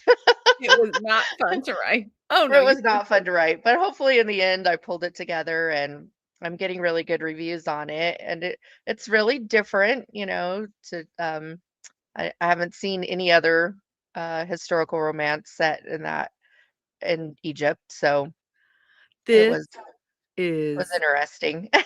super neat, super neat. We're getting a lot of comments. OMG, OMG, this sounds so unique and good. Could we have an older version, like a 40-plus-year-old? That would be fun. Uh, That could be a new twist. that would be a new twist. Yeah. Well, these ones are all widows, so I'll have to wait for the next book, but Yeah, that I goes mean the with the next visible. series, but Yes, I right, wouldn't rule it out. right. This is fascinating, though. So, oh my gosh, okay. So, are these set concurrently, or is there each one like the first one set first chronologically and then your second and it goes like that, or how does it So go? far chronologically, um, Okay. I sort of, depending, I actually added a new widow in the second book in case I want to extend the series, who comes because after the heroine of the first book moves out, there's an opening. Okay. Well, I'm trying to think of, like, how would you relate that to the Golden Girls? I don't know. Never Here's a had. deep dive, or down the wormhole. Someone from Empty Nest. Do you remember Empty Nest? That was the series that I Oh think it was yeah. a spinoff actually of Golden Girls. Anyway, Oh, I'm getting I'm I'm getting vaguely lost. remembering that now. Right? Anyway, you're welcome. No, I'm just kidding. Let's bring up Empty Nest. Yeah, Emily says, "I just downloaded The Wayward Lady on KU." Oh, I hope I'm you ex like it. I'm excited. That is The so neat. Wayward Lady actually is a completely different vibe because she loves to garden, and next door to Willoughby Hall is sort of a uh, recluse who has the best gardens in England, supposedly. So she wants to get a look at them, but he won't let her come visit. So she tries to climb a tree and falls right into his garden. So that's how that one starts. She falls right at his feet. She falls at his feet. That is adorable. That's This is so creative. I'm having so much fun just hearing about it. There's another one though, I hope you wouldn't mind. This one is a relatively recent release that I'm dying to talk to you about. I love a good Cinderella retelling, and I feel like I mean, I love Beauty and the Beast, but I feel like that's the fairy tale that's most often discussed. I love, again, Cinderella, gotta bring it up.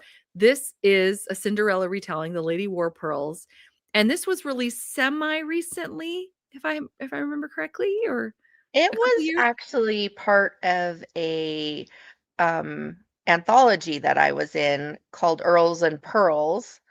And I just released it as a novella, a standalone, but it actually came out in the anthology.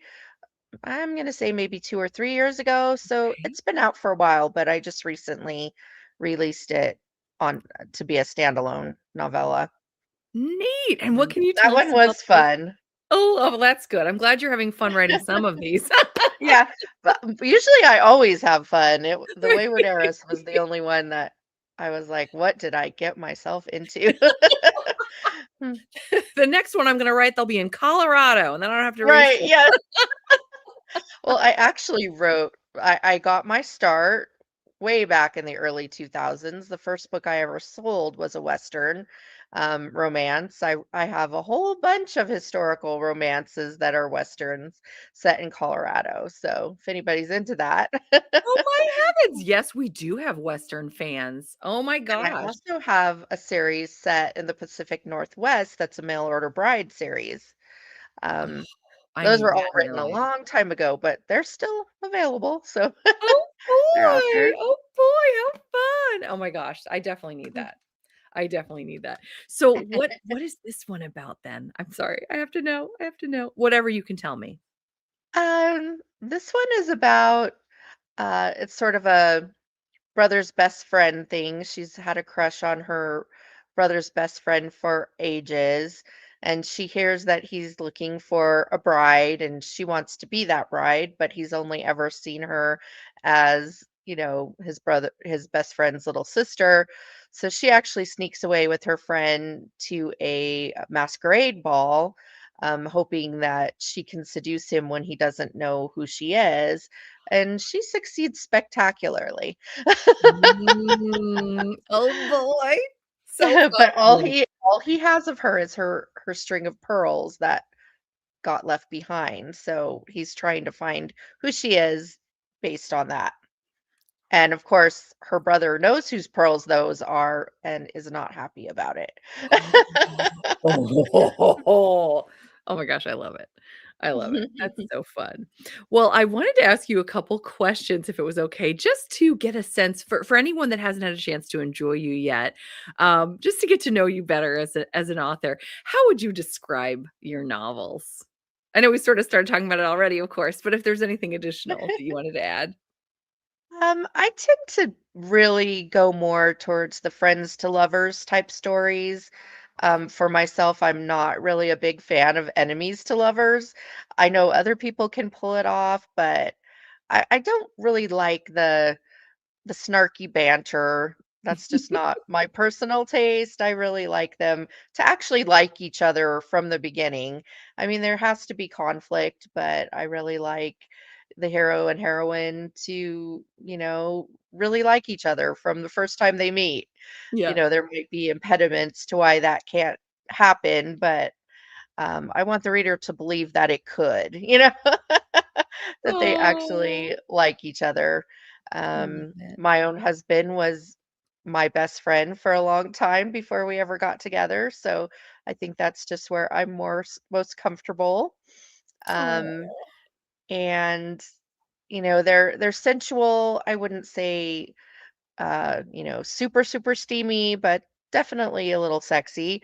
And a little dark. Usually, they have things that they're trying to overcome and, some dark pasts. And I like redemption stories a lot. Mm, So mm. I would say that's kind of encapsulates what I try to bring to the table here. I love it. We're getting some great comments too. Friends to lovers is one of my all-time favorite tropes, says Emily. Shannon goes, "Friends to lovers is my kryptonite." Yay. I love it. I love it. Where would you like someone to start with your books who's never read you before? What would you recommend their first Diana Bold being? My favorite series that I've written so far is probably my Unmasking Prometheus series. Um, it's it starts with a Beauty and the Beast story, which is also another one of my favorites, which is Masked Ooh. Intentions. And it has three heroes who, as children, their stepfather abused them, and they came up with this sort of, masked avenger character that they made to sort of get through it. And so now they're all adults, and the hero of the first book, he was burned in a fire when he was young. So he has some Mhm. scars, and so he starts wearing the mask and the cape of the um, Prometheus, which is the character that they invented, him and his brothers, and rescuing children from brothels and things in London. And he's totally in love with this actress. And the story starts out with him stealing into her room with this child that he rescued because the police are after him. And so that's how it starts. And she kind of figures out who he is, and she knows who he is in both of his lives. So she kind of comes up with a plan to blackmail him into marrying her because she knows that he'll never ask. So I don't know. That's my favorite story I've ever written. I'm not very good at explaining it, but No, you um, are. You absolutely are. That's me blackmailing into marriage. An yeah, interesting proposition. I love it. I love Uh, very fun, very fun. Now, this one might be a little tricky, and if you can't choose, I understand, but who would you say are some of your greatest literary influences? Oh, Laura Kinsale. She is the best of all time. I'll fight anybody who says differently. I once, one of my very first books, someone, actually, a reviewer actually said that I reminded her of Laura Kinsale, and I printed it out and have it by my desk because that was the best review I ever got. Oh, I love it. So, but I also I mean, I started out reading Joanna Lindsay way back in the 80s. I would steal those from my grandma. um, and I also love Elizabeth Hoyt and I love Galen Foley. Um, too many to name, but Mm, those ones yeah, are at the top of my list. I love it. Kristen Hanna, Oh, Megan yes. Chance, Oh, love all of those. awesome, awesome. What would you say resonates the most with your audience when you get comments from them? What are they frequently telling you? If you can think of one thing that you hear most often. Generally, I get a lot of they seem to like my characters. My books are very character driven. In fact, I always just start with two people and I have absolutely no idea what they're going to do. Plotting is the most difficult part of the process for me, but characterization comes fairly easily. Uh, I think because I am a people watcher, I spend a lot of time as a police dispatcher, so I've seen people at their worst and at their best, and My so that's something that I think I'm really good in putting into writing. So, That is fascinating.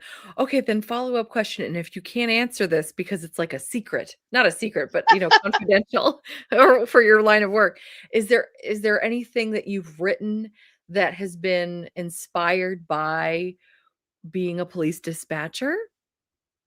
Or can you say? If you can't say, I understand. well, I'm not a police dispatcher anymore. I am a Oh, full-time okay, writer, but okay.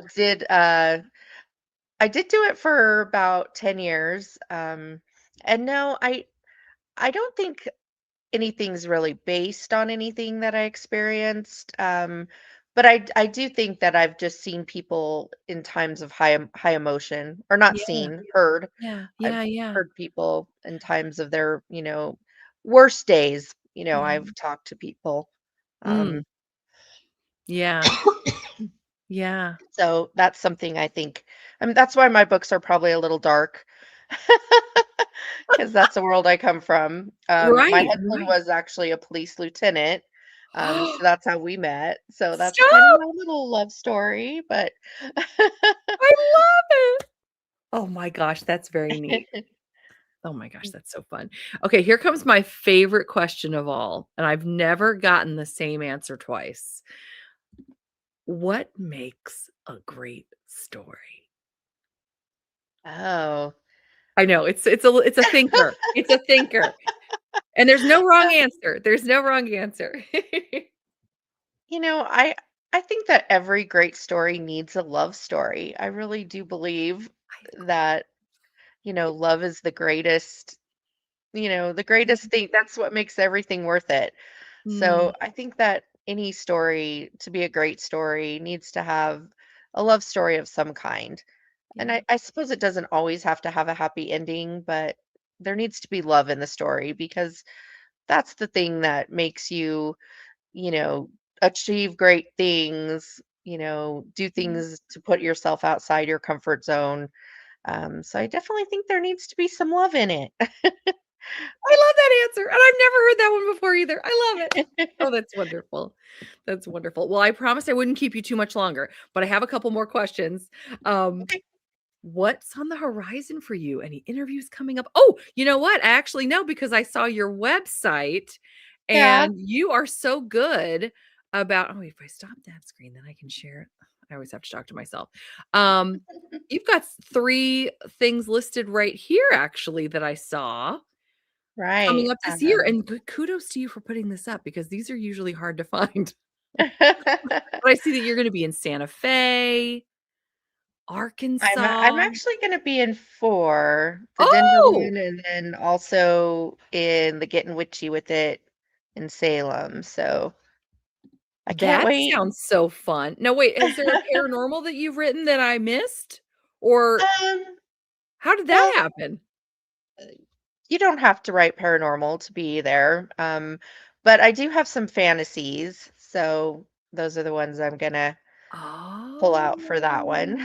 Oh. Well, that is very neat. So, in fact, I we could talk about those too if you wanted to briefly. Are these the ones that you're referencing? Yes. These look very gorgeous, by the way. Tell us a little Thank bit about you. these.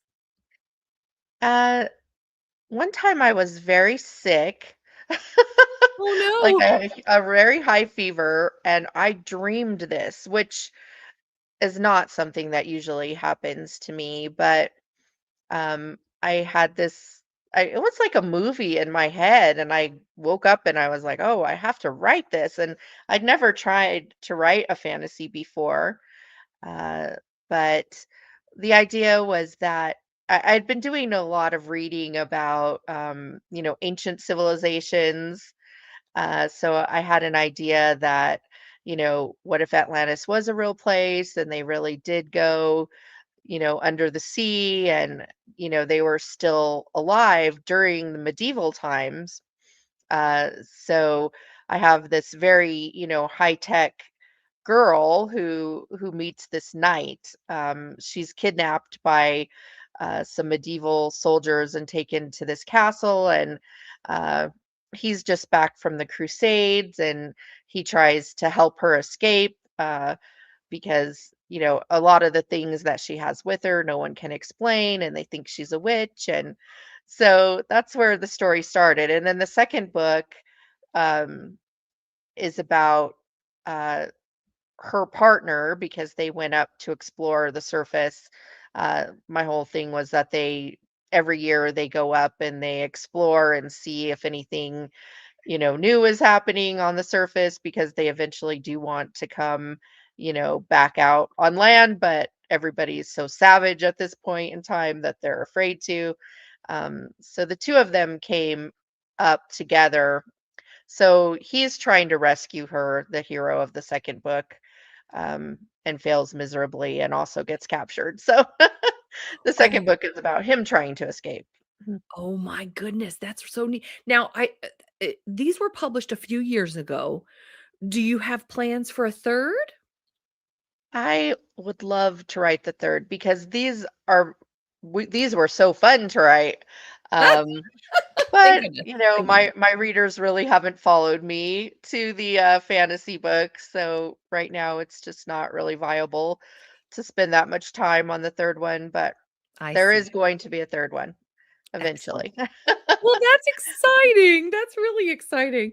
And last question. Oh, wait, did we cover everything you wanted to for things coming up? I wanna make sure we leave no stone unturned, as they I say. think that's all I have Okay. coming up. Yeah, those events, that's And more that's than enough enough. though. I'm gonna be Yeah, right? super busy all I'm summer. I'm exhausted just seeing it, truly. And then, where can we look for you online? Websites, Facebook groups? I've got it all linked, by the way, in my Oh, description box, great. so Well, I have a really fun Facebook group called Diana's Bold Beauties. yes! And we're real active over there, and I have some really great readers that, and it's not just about my work. They talk about all kinds of stuff. And I give away every month a book box. So I send out a signed copy plus a bunch of swag, depending on what book it is. And so all you have to do to be entered is just comment every month when I put up the post about this month's giveaway. So, How um, fun! Oh yeah, my gosh, what a I great have so idea. much fun putting those together. I've never heard of that before. That is such a cool did you come up with that all on your own? That's amazing. That's so fun. Well, I am so thankful that we got to spend some time with you today. And again, we have all of the links in the description box. You can head on over, become one of her bold, is it bold beauties? I'm saying right? Yeah. Yeah, Bold beauties. become a bold beauty. We've got it linked below, and, I just wanna thank you again for your time, and I wish you all the best. We're gonna be following you and looking forward to your next September rake. Well, I will get on it and get him written. Awesome, And yay! thank you so much for having me. This was a Oh lot of my gosh. fun. Absolutely. Thank you, thank you. You take care, and we'll see you next time. Okay, bye-bye. So fun. Oh my gosh, she's fantastic. Well, you guys, we now have about 26 minutes before we head into our next author. We're going to have good old Annabelle Anders, who's been on with us before. We're going to be talking with her. And before that, though, we're going to be doing a love heart race because after all, it is February. And I feel like Diana Bold would be proud of us for doing a Valentine seasonal themed race too, which I think is great. So I'm going to set this up. You can choose your heart. We actually have 5 to choose from today. If I could get my things started. All right, here we go. Let's see. Okay. And then we'll go over here. Ta-da! All right, everybody. Choose your color because I guess they don't have numbers. And we will come back again in 25 minutes.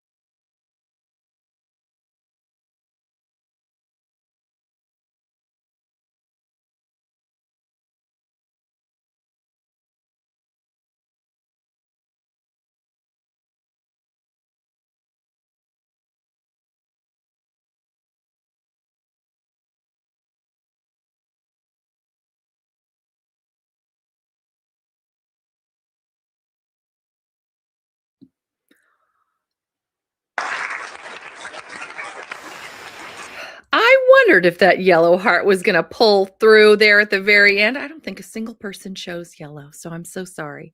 But the good news is, referring to racing hearts, there's someone who's here today who knows a little about racing hearts and somebody who can get our hearts racing, and that is the fabulous Annabelle Anders. How are you? I'm good. How are you doing today? Doing great. I've been having a blast having on so many of your Rake review friends as we celebrate the fabulous Derek Craven for Derek Craven Day. Oh, that's so fun. That's so fun. Yes. Yeah. Oh my gosh. And you've been wonderful. I've been messaging back and forth with Annabelle Anders quite a bit, partly because, oh my gosh, we've got to talk about your book art today. There's so much I want to talk about. If you remember the last time we had her on, she was telling us how her husband is an incredible artist and he's done more of her covers. And I cannot wait to show you. Can't wait to show you. Oh my gosh. And you've got so many projects this year too. I am, I've been kind of crossing genres a little bit.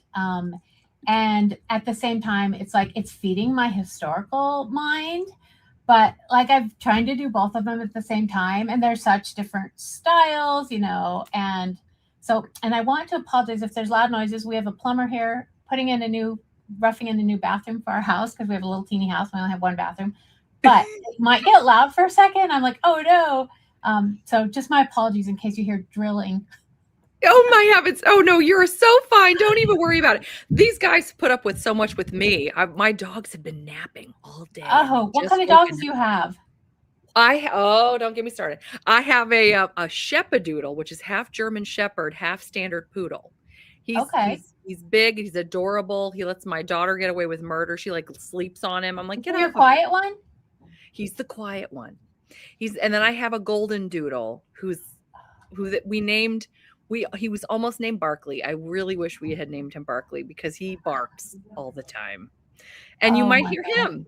They've been napping and now they're awake. And now they want to bark. Well, mostly. I have wiener dogs, miniature wiener dogs. So I know about barking. They bark at anything. And yeah, Peaches is hiding. She's the one I put in some of my books. She's hiding under the pillows and blankets because it's, anytime it's below 50 degrees, they're freezing to death. So. Right.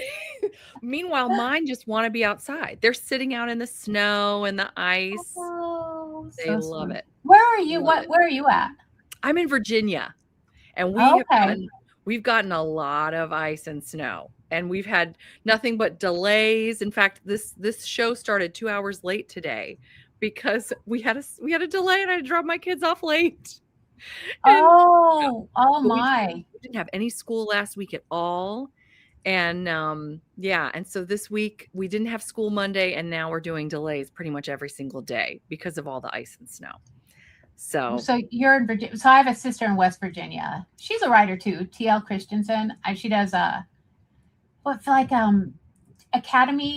Academy stuff she's done, but she's kind of been on a hiatus. But she lives in Huntington, and I went to visit her, and I was like, I did not realize how beautiful this area of the country was.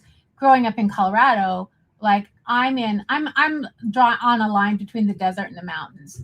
And it's very dry where I'm at. I grew up in Denver, but now I'm on the West Slope, and it's so dry here. And we have to like worship a plant to grow into a tree. And, we went back east, and I'm like, oh my God, there's so many trees everywhere. So yes. I was just like, it's so beautiful. It really is. And it's fun when people move somewhere, so you have to go visit them, and then you really learn some different places. So that's really exciting then. So it is fun. It's the rain and the ice, though. She definitely told me that. She's like, first she was like, because she's from Colorado too, and she's like, I don't know why people are so freaking out about this ice storm. And she's like, they get a few inches of snow back here, but up in Huntington. And then she's like, I get it now. There's like a couple inches of solid ice underneath this little bit of snow. Yes. And yeah. So that's been we chat a lot. So even though that's one of the nice things about Zoom and stuff, we can talk to people even though they're far away. I know. I love that. My daughter who's 6, she FaceTimed, I think, everyone in my family this morning. Because again, with the delay, we had poodle time. Because they get up early anyway. I'm like, you're not going to school for half the day. So they just talk to all these. Oh, that's awesome. Yeah. It's fun. It's fun. Yep. So, it's been a journey. This weather has been a journey, and then are you a native over there? well, I'm from North Carolina, so I mean, still native to East Coast. Yeah, Okay. yeah. I love North Carolina. I spent a few weeks at a time in Topsail with Really? Deb Marlowe and Nicole. We have done writers retreats there over the past couple of years. It's the first year we aren't able to do it. But I mean, like I just, it's got a real soft spot. I've got a real soft spot for North Carolina, and Deb's in Raleigh. So we'd gone through there. So have you met Deb Marlowe over there? Or No, there's a no, lot of not writers over there, it seems like. Yes. Well, it's so funny. I always talk about how Nicholas Sparks, for example, I mean, he's written so many places where I lived or had been. And so I have all these incredible frames of reference, like Beaufort and, like, Yes. yeah, I mean, it's Tracy just, Sumner is down in Beaufort, South Carolina, I right? didn't know that I knew that. Did I know Yeah, that? Oh we my went gosh. out to her beach house, and then afterward I had to watch The Big Chill, because isn't that set in Beaufort? And then I had to read these crime things about these families down there, these legal thrillers. So I got into legal thrillers for a while. Well, I remember Cape Fear. Do you remember Cape Fear? Oh yeah, That was terrifying. I can see those could be scary places. Yes. It was not scary for me. Oh, good. Yeah, we were just on the coast. It was beautiful, and I So go I back. mean, North Carolina is an amazing state. I'm like, oh, so that's where you're from. Yeah, Oh, wow. yeah. Wow. Oh, it's just Yeah. beautiful. But we didn't Yeah. get much snow most of the time. Although I heard that they got like 8 inches in some places in North Carolina recently. So 8 inches is good. I know, especially North Carolina. That was always very special to get any snow at all. That is, I mean, we have not had 8 inches where I'm at. Like, so I'm 30 miles from Utah on I-70, basically. Really? So we have the mountains to the east of us, which growing up in Denver, the mountains were west. So it took a few years for my brain to even adjust to the idea that the mountains were east. And then so we have desert just off, it's like desert until you hit California, basically, so we get like an inch or two of snow at a time. We get cold, but it's really different. Denver was very different. We got a lot more variety of weather when I grew up in Denver. Till I moved over here, met my husband. He was a Western Slope guy. We've tried moving back and forth a little, but there's this old Indian curse that if you don't kiss the ground or take some dirt with you or something, you will keep coming back, and that's happened to us. Oh my heavens! Oh. It's a lot of Indian lore over here. So it's kind of it's very different than like the western slope of Colorado, the western half of Colorado, or the mountains. So, which I kind of put some of that in my contemporary book that I wrote, where I know this is all a historical group. But, but it was really fun to write about, like, where I live. And, I put some pieces of where I live definitively in it. The Love Bus. Oh, you found those. Yeah, it was so fun. I had been working in a hotel, and I ran into a lot of these people who traveled through on a bus when I was bartending. And I ran into a tour guide, and I would talk to her, and she would tell me her stories. And so before I wrote The Love Bus, I woke up, it was like the day before Christmas, a year ago. And I woke up and I was like, what if I took 2 people that were young that didn't want to be on one of these bus trips and took them through Colorado on the tour that came through Grand Junction pretty much all the time. And it was so fun. It was really just kind of cathartic to kind of just write what's here. And so then I kind of got on this tangent, and I was like, I need to go on a cruise.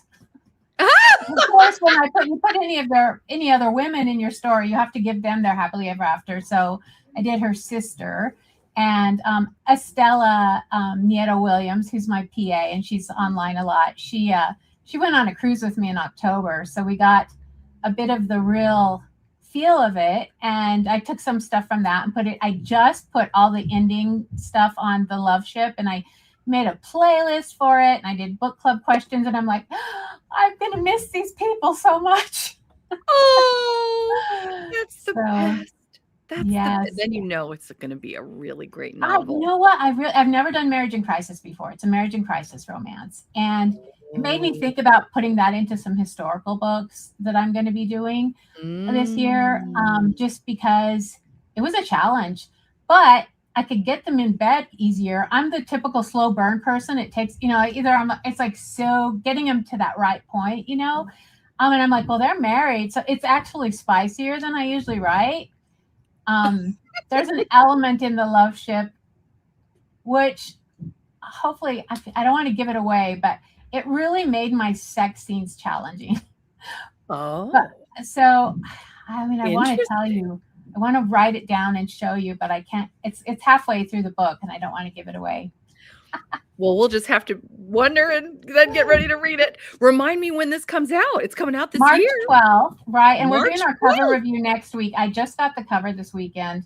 And I love this one. My husband does not do these covers, these illustrated covers. And when I wanted to do an illustrated one, I wanted to really try to capture personalities in it, like not just be the blank faces. And I had thought I had the same cover artist lined up to do my love ship one. I was on her wait list, and I thought I was on the schedule. And so at the last minute, I found another cover artist. She did such an amazing job, and she's like, it's not going to be the same, which it's not, but she has the branding of it. And I'm so excited to show that one next week. So we're coming out with the cover reveal of that one next week. Oh, exciting. Exciting. That's wonderful. Okay, well, then let's just jump to, we'll talk about some covers. We've got so many, but I want to talk about these. Mm-hmm. Aren't they? They're so earthy.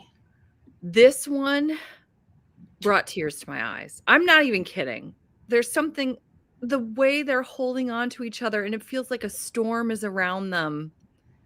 Please tell me about this. I know it's not coming out yet, but I need to know. I'm actually just getting started in on this one. These two characters are in The Duke That I Lost.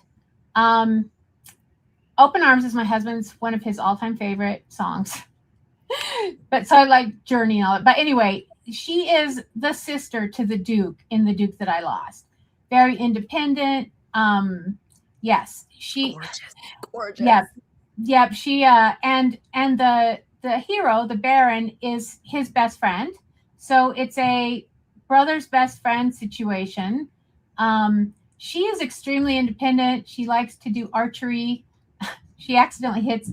So this is definitely connected to The Duke That I Lost. The scoundrels, they have this secret that all these aristocratic young men had in their past, which I kind of got inspired by a true crime documentary that I was watching, where they take these young kids, these teenagers, and send them off to these camps to fix them.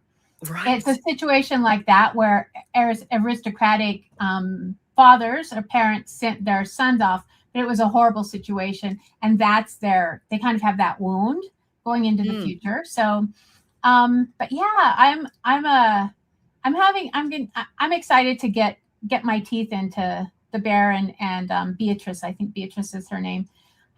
I'm finishing. I'm currently putting my finishing touches on the Busty Bodice Club. Have you heard of that one? Why, yes, I have. In fact, let's talk about that. You're so good at this. Oh gosh, I love these covers. These covers. They're man, we didn't want to have them be skinny women if we were digging into the busty theme. This was a tricky one for me to dive into because I have always been very curvy myself. And I kept thinking, why would I want to write a happily ever after about someone who is a way that I have fought within myself for so long? So kind of working through that a little bit and then enjoying it. It's cathartic. And so, my Duke, he should have a patch on his eye. I forgot to have that added in his picture, unless I'm using the wrong one. I must have uploaded the wrong one. I just realized. Because he's got a wound. He's lost an eye, and so he's got elements of the beast. But she thinks of herself as not feminine. She's confident in herself as a human, but not as a woman. And that's kind of what I'm doing. These are not really, they're novellas, so it's hard to get really digging, but that's the one I'm finishing up, cleaning up right now. So that one will release in April.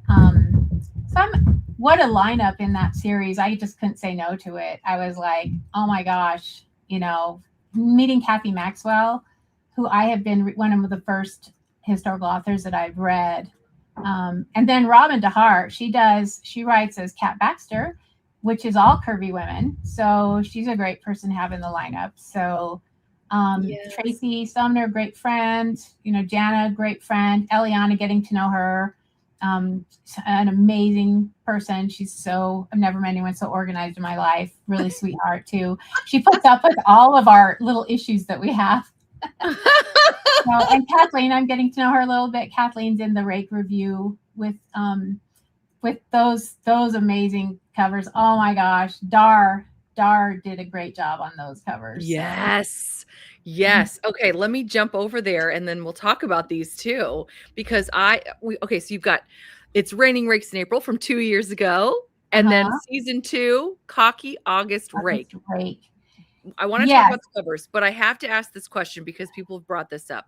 Is Cocky August Rake related to the Cocky series? No, he's related to the Rakes of Rotten Row. I wanted to relate him to the Cocky series. I just couldn't figure out how to do it. And I had left in my Rakes of Rotten Row at the end of that series, my Duke of Malum, who owns the brothel, his brother returned. He was thought to have been dead at sea. He returns and takes over this brothel. And he is my Cocky August Rake. So... Okay, we need to look also, speaking again of art, let's talk about the step back too. Of course, I have the calendar. You got the calendar. Yes. Okay, so we were having these done, and I was like, with mine, I told Dar, I sent her the picture of the Fabio one where the guy's standing there naked and she's sitting in front of it. Do you know which one I'm talking about? I think so. A cover. It's an old vintage one, and I said, just use that as inspiration, Dar. And she did this. I'm like, if we're doing step backs, we got to really go for it. I am just loving it. I'm loving these so much. They're so fun. And when I talked to Kate Bateman earlier, she had the paperback. I guess because hers is the one that's been out already for a month. But you can see the step back on the back. I was just like, oh my gosh, I need these. I am thinking of having some little vellum inserts made up and sending out some of those. I need to do a sign up or something for that because I think the color is like a huge part of it. And I just want to have it in the book. I want to have it in the book. Yes. I did some little vellum inserts with my Love Ship where it's transparent and it just slides in front of, I slipped it into the page where it applied to. And I don't know, I just think it's fun. I think if we're going to have paperbacks in hand, we want them to be special, which is part of what this was about. We don't have the capacity, the capability to actually have it printed up like a true step back hidden on that inside page. Yeah. But I just think, if you're going to have a paperback, I want to keep that, which is one thing I kind of learned. You were asking about, I know one of the questions you had for me was future events coming up, signings or anything. Yes. I went to a signing in Denver last September. It was called the Rocky Mountain Reader Retreat. And there were a lot of dark romance, fantasy romance authors there. I think I was the only historical author there, possibly. But one thing those people are really good at is making books that you want to hold forever. And I'm like, I want to do that more, So which I had done that with my Hell Hath No Fury, which I don't have it in here anymore because my cat, but I did the special edition, which was another one of Russ's, one of his paintings. He painted over my old, if you give me just a second, would you mind if I grab it really quick? I'll be right back. Give me just absolutely. Okay. I'm excited to see this. This is fun. Anything art related, especially the fact that her husband is an artist. How cool is that? I love it. Emily was saying, I'm a big fan of August Model. Back here. Oh, yes, so yes. I will show you the original. this was the original. Well, it wasn't the original, but this was the last cover I had done. Yes. Fury, which was Mhm. beautiful. I liked it a lot. Mhm. I had Russ paint over it Oh. and change it. So I wanted it to have more of that hand brushed look, more like really like art. And then what we did was we had it made into a hardback where it's hidden inside. And we did this. And beautiful. I had a vellum in here, but I don't have my vellum in here now. But yeah, that was the special thing we did because that was the first book I had released. So, but if you can touch this, it's actually the painted one.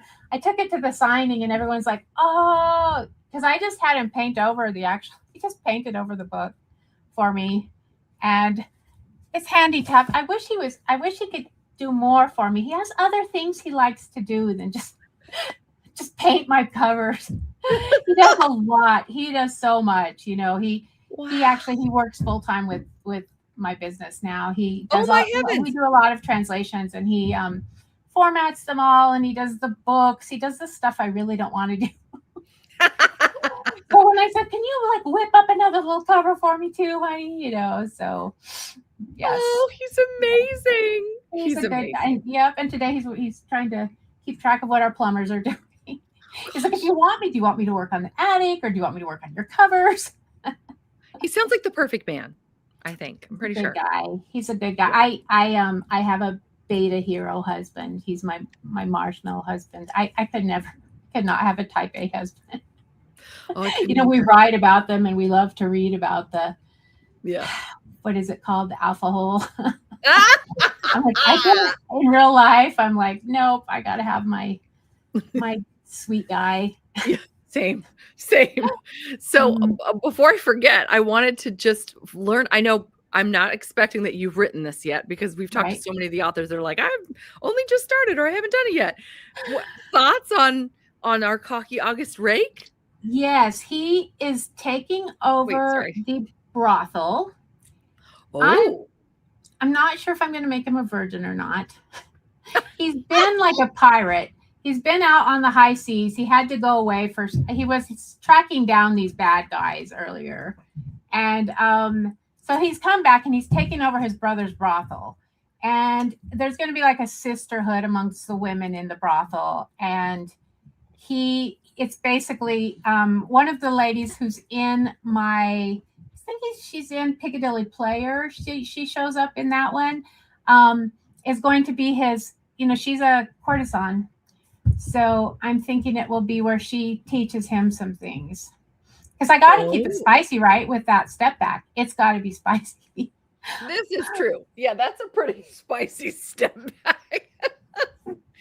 I know. I'm like, I cannot be a tease with this one. But like I said, the last book I wrote was definitely spicier than I normally do. So maybe I kind of tend to go. My main editor is my daughter, and she's 30. But still, she skips mom's scenes. And so I have to find someone else. I was like, would you read through this and make sure I don't have the arm in the wrong spot or anything? And she's like, I don't want to read my mom writing about this. And I told my other proofer this. I was talking to her and she's like, to be honest, she says, I wouldn't want to read my mother's either, the one who actually reads them for me. But I know when I first had her come on, I feel like I was checking myself a little bit. So I was like, I can't be checking. I got to let it roll, That is hilarious. Oh my gosh. Yeah. Oh, we're seeing some feedback here. I'm voting for him being a virgin. It would be so wild. I've only ever done it one other virgin character, and I don't think I leaned into it. I'm learning to lean into these things more. I'm like, if I do it, I'm going to do it right. So that's I'm excited to dig into this one. As soon as I finish the Baron's Open Arms. Yes. We set these up, and I've learned to be a little more flexible with my schedules. With something like this, obviously, I'm stuck with August 1st. Right. But because I kind of burned myself out when I was writing the Cocky series. I hit some major burnout at the end of that year. I think I wrote them all in 20 and 21. I was releasing like every 6 to 8 weeks. I don't know how I did it. I look at myself now. I'm taking about almost 3 months to write a full-length novel. So I'm trying to be more careful with how I deal with myself because and I'm enjoying it more. I think when I enjoy it more, maybe they turn out, I'm not just, it's really, there's a lot of pressure to release books a lot and fast. Yeah. There was, and now, you kind of get to a point where like, I can't do it anymore. Sure. Yeah, Mhm. I always I think about that too, because I was thinking if I were a writer and someone was like, well, what are you gonna write next? I can imagine that would be difficult if you just wrote something. To be And when I used to bartend and wait tables, I would walk around thinking about my characters all the time. But then when you stop and that is your work, then you have to find time for just the thinking. And I've tried it, like walking helps me. I don't drive very much because I work at home, I live at home. So I don't do a lot of driving, but like walking, I just have to find time. Like I take baths, I'll sit in the bathtub. That's where I dream up a lot of my characters, just sitting in the bathtub. But because it's different. Like I'd go and I'd be waiting on tables and I'd just be thinking about my characters and I'd take a little note here and there. And so that was a big challenge, just even switching to full-time writing. So how cool. I think it was Alexa Aston that I spoke with not too long ago who said that she actually writes while she walks. Like she'll have a voice memo thing and she just records herself talking and that's walking. amazing that she can do that. I have another friend author who's been trying to get that into her procedure, her process. I think about my characters, but I also have to listen to driving music. Like I have all like funky, play the funky music. It's like really beating upside down old 70s, 80s songs that keeps me walking. And I have ADHD. And so that kind of sends my brain, it helps my brain to focus on my stories. They're doing something upstairs. This attic is crazy. This house was built in 2010. We have cleaned out the entire attic and I'm in my little tiny bedroom. It's really small and we had 2 kids end up coming back home, which is fine. Yeah. But we were downsizing. Anyway, I don't know what I was talking about, but yes. Yeah. Oh my gosh, that's too funny. Well, we have a couple of comments here that I think you'll love. Terry says, I'm trying to convince this group to read the Regency Cocky Gents series. I had such a great time reading that series. To which Phantom Writer says, I would love to do it. I read the first one and loved it. I'd like continuing it. It was my first book by her. Oh, Terry's going to put that in our March theme poll. Oh boy, we might be reading that as the Tea and Biscuits Historical Romance Book Club. That would be really fun. Coffee Baron is probably the most popular of those books. Really? It's my spanking scene. Oh, I see it back there. There it is. Yeah, she goes looking for him and he thinks she's someone else and he starts spanking her and then they get caught. That's the beginning of it. So now, how many books are in this series again? There's 7 main ones and 3 side ones. Okay. So the 3 side ones, I haven't got those illustrated covers done for yet. But yeah, I had fun. That series was fun, but man, I cranked that one out fast. Oh, I loved Cocky Butler too. Oh, Jan says intrigued. Oh, fun. Oh my gosh. Fun. I could talk to you all day easily. And I'm realizing as I'm looking at my clock, because I've been living in La La Land all afternoon, I need to pick up my kids in just a minute. Okay. Well, thank you so much for having me. So fun. I am loving it. And there's something I wanted to do with you actually. And I don't know if you've even heard about this yet, but Kathy Maxwell and I have been talking. Okay. And we are going to do the Busty Bodice Ball. This is the first time we're announcing it. Sunday, April 12th, 3:00 p.m. Eastern Standard Time. We're going to have a blast. I think Kathy wants to do masks, like we're going to make it a masquerade ball. And then as many of us, as of you guys, the Busty Bodice writers. We all get to come visit you at the same time. Yeah, Yay. I am looking I'm forward. Oh, yay. yeah, I'm so excited. She And and this I are is not planning Easter, it out. right? This is not Say Easter. it's April. Orthodox Easter. Okay. Okay. That's We thought fine. about that. We're like, "Do you think that's a big deal if it's Orthodox Easter?" Because So regular Easter is the week before. yes. Okay. Yeah, because we thought about that. We've been tweaking and going, we're like, "What about Orthodox Easter? You think that's a problem?" I don't know. So we Isn't were trying Kathy to do amazing? She's amazing. I'm I just know, I thrilled. know. I'm Yay. so Well, excited. I get to see you again soon then. Yes. Oh, I know. I can't wait. I cannot Thank you wait. so much. Thank You are you so amazing. You are much. amazing. You're amazing. And we Well, can't wait to see all the amazing work that you're going to be putting out this year. So wonderful. And yeah, if I didn't have to go, I wouldn't go. I would just stay here and talk but to you those forever. kids, they're not going to get home by themselves. This is true. This is true. So yeah, well, we'll let And you drive go and carefully. we'll see you in April. Okay, well, there's the drilling, so it's a good time. Take care. Bye-bye, Dee. Thank you. Oh my gosh, that was so funny. That actually worked out great, didn't it, with the drilling? Who would have thought? And you've heard it here first. I'm so thankful she was here with me to announce the Busty Bodice Ball, April 12th. I believe it's going to be April 12th because yeah, I don't think Orthodox Easter is going to be too big of a problem. so yes, and now I'm going to go pick up my children. When we come back, and I mean all of us, even my kids, hopefully they won't be with me. But at the next top of the hour, we have more, believe it or not. Charlie Lane is going to be joining us at 4:00 p.m. Eastern Standard Time.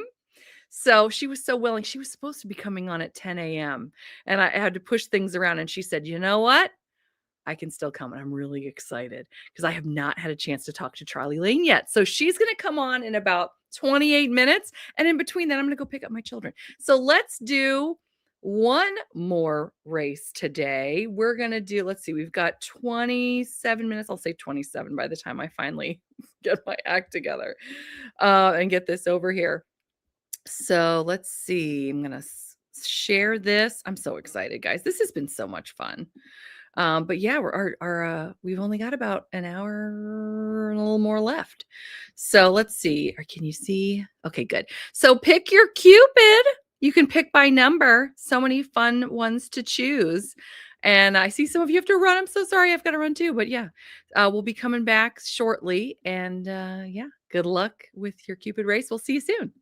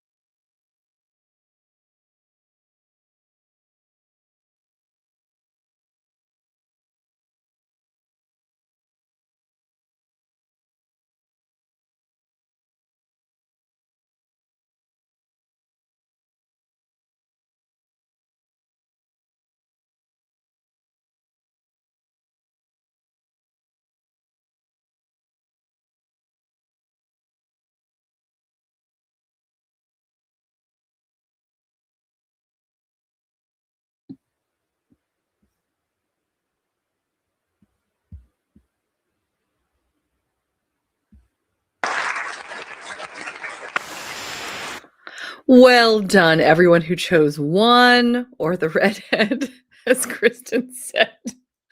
There, we got Jan, Stacy. We've got several winners here. Well done, everybody. I hope you got some good reading to get done or some good productivity done. I picked up my kids, and hopefully they will be well situated for the next little bit, because I couldn't be more excited to chat with the fabulous Charlie Lane. Hello. Hi. I'm so happy that you're here. And thank you again for being so flexible. I am very happy to be here, and I am totally understand the need to be flexible. In the last 2 weeks, my kids have been in school 4 days. So Yes. Same. Well, yeah. Well, no, less for us. This is our third day, and it's all been delays. So yeah. It's I think we different. went to school 3 days last week, and we've been to school so far none this week. So Oh, you're kidding. yeah. Oh. So it's, if you hear like pounding and yelling from the door, then they have breached the wall made by my husband in an attempt to keep them back. This sounds so much like me at pretty much any live. Only my husband's not home from work yet. So we've got snacks. My little ones, they love to run in every day after school, and they pick out 7 Hershey Kisses because that's the serving size. And it's so funny. We got all the Christmas ones that are red, green, and silver. And we had extras left over. So we sorted them out. So we did the silvers in January. The reds are for February for Valentine's. And the greens are for March. And here's one of them already. Yes, that's go brilliant. ahead, please. I just ate 7 Hershey's, so then can I have 2 Kit Kats? Yes, you little. She's taking advantage. I love you. Bye, Mom. I love you. Okay. See, all right, here we go. Bye. Okay. Oh my heavens, I'm so sorry. All right, so now we're focused. I'm sure there will be no more interruptions. Knock on all the wood. Okay. Mom life. We I tell you, right? So we're celebrating Derek Craven, who is a consummate rake. And I know you're also part of the Rake Review Season 2. So I wanted to start with a game. And I think it's going to be fairly easy. And you may have even seen my first slide. You need to tell me if this is in fact a rake. Okay. All right. Charlie Lane, is this a rake? I feel like this is one of those tests that determines my humanity and whether I can move on to the next page on the website I'm trying to get to. Like, how many bicycles do you see? Like that. That is a rake. That is right. You are right. You are exactly right. All right. What about this one? I do not believe that is a rake. It is not. It is a trowel. Trowel. Very good. Yes. You are really doing great so far. Okay. Now here comes the other child. Oh my. All right. Now we're doing here. Mm-hmm. Okay. Mm-hmm. I'm so sorry. Okay. What about this one? I can safely say that's a rake. You are exactly right. You are 10 out of 10 so far. All of these. What about this one? No. That's a spade. I would have said shovel, but I learned something new every day. You would have been so close. So close. All right. The next one. Rake? I mean, it's a different shape, but like a rake by another name is still a rake, right? Excellent. You got it right again. Now, what about the one in the instrument or tool in this one? Oh. Is that a rake? I'm going to go with no. Villain, but not a rake. Oh! And our friend there, she is holding a shovel. She's holding a shovel. Oh my God, that's perfect. Right? I couldn't help it. Oh, Kristen has a question. Are we hiding bodies or making a garden? Why not both? Why not? It's an inclusive either or, right? Oh my gosh. Okay. Is this a rake? All right, not a rake. But the brazen bell would have you think he is. Oh, very good. Oh, like both. Okay, she's answering her question. Yes. And last but not least, is this a rake? She kind of is. Yeah. She's a rake. She kind of is. He definitely is not. Oh, good. Now we have dog barking. This is perfect. Well, this is good to know. And I want to talk. Look at, hey now, look, they're surprised. Well, I'm so excited, and this is a great opportunity for us to talk about all your rakes and all your not rakes. And I'm so beyond excited about all of these. Let's talk about first. I want to hear all about this series. Can you tell us some things? Yeah, absolutely. I can tell you some things. This is the Alchemy of Desire series. It is my first. I've been calling it a historical romantasy series. It's very much a historical romance, but very much has fantasy elements as well. I would say like the structure, the beats, they're all historical romance. The emphasis is on the romance, the character growth, and the setting is very recognizable social class London setting of the 19th century. So if you just read straight up historical romance, you're going to dive into it and you're going to go, oh yes, I know the waters I am swimming in. But it also has that each of those social classes have a magic that is specific to them. So the ton can produce illusions or glamours, and the working class, they're metal magicians. They can control the metals of the earth, which is really appropriate for the Industrial Revolution. And then we have on the fringes of society, women who create potions that are highly regulated by the men who control society. So I've integrated the magic of this particular world into the well-known social class of the 19th century. And it's a lot of fun. I get to play with class difference romance a whole lot in it, and the fun times that you get up to with open door scenes when there are things like illusions involved, or I call them horny wedding rings, and they're basically bands made by the alchemists that bind them with their partners. And yeah, that binding occurs on a physical as well as metaphysical level. That is fascinating. Okay, so is Binding the Baron, is that the first book in the series? That's book one. Till Death Do Us Part is kind of a prequel. We hear some of the names and are introduced to some of the concepts in that particular novel, but it happens before the events.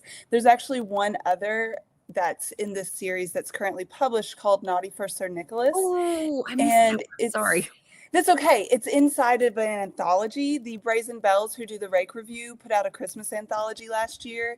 And so I decided that would be my first foray into my little magical world. And so the Sir Nicholas in question is a Santa Claus, a Victorian Santa Claus, who's also a silver magician. And it's inspired by the stop motion animation Santa Claus is Coming to Town. So, oh my gosh, you're kidding. The Rankin Bass special? Yeah, I love that one. We watch that every year. Right. Okay. And every single novella in that collection is based or inspired by a Christmas film, including Die Hard. Sadie Bosque is inspired by Die Hard. And I decided that I could, if I did, that. It's so funny. I wanted to talk to, I think it was Diana Bold about this earlier, and we didn't have time. I'm so excited that we're talking about this right now. This sounds so cool. I'm sorry. I interrupted you. Continue. No, that's fine. That's wonderful. So cool. Interruptions are great. Oh my gosh. So they're all just different. Is that you, by the way, on the cover? Good grief. That looks just like you. Oh my gosh. I'm sorry for that weird question, but it looks like you.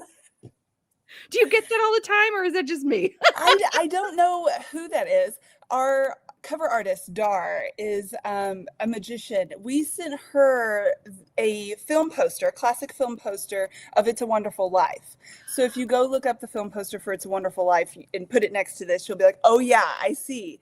And that's where this comes from, because they're all based on classic Christmas films. We wanted the cover to give the classic Christmas films vibes.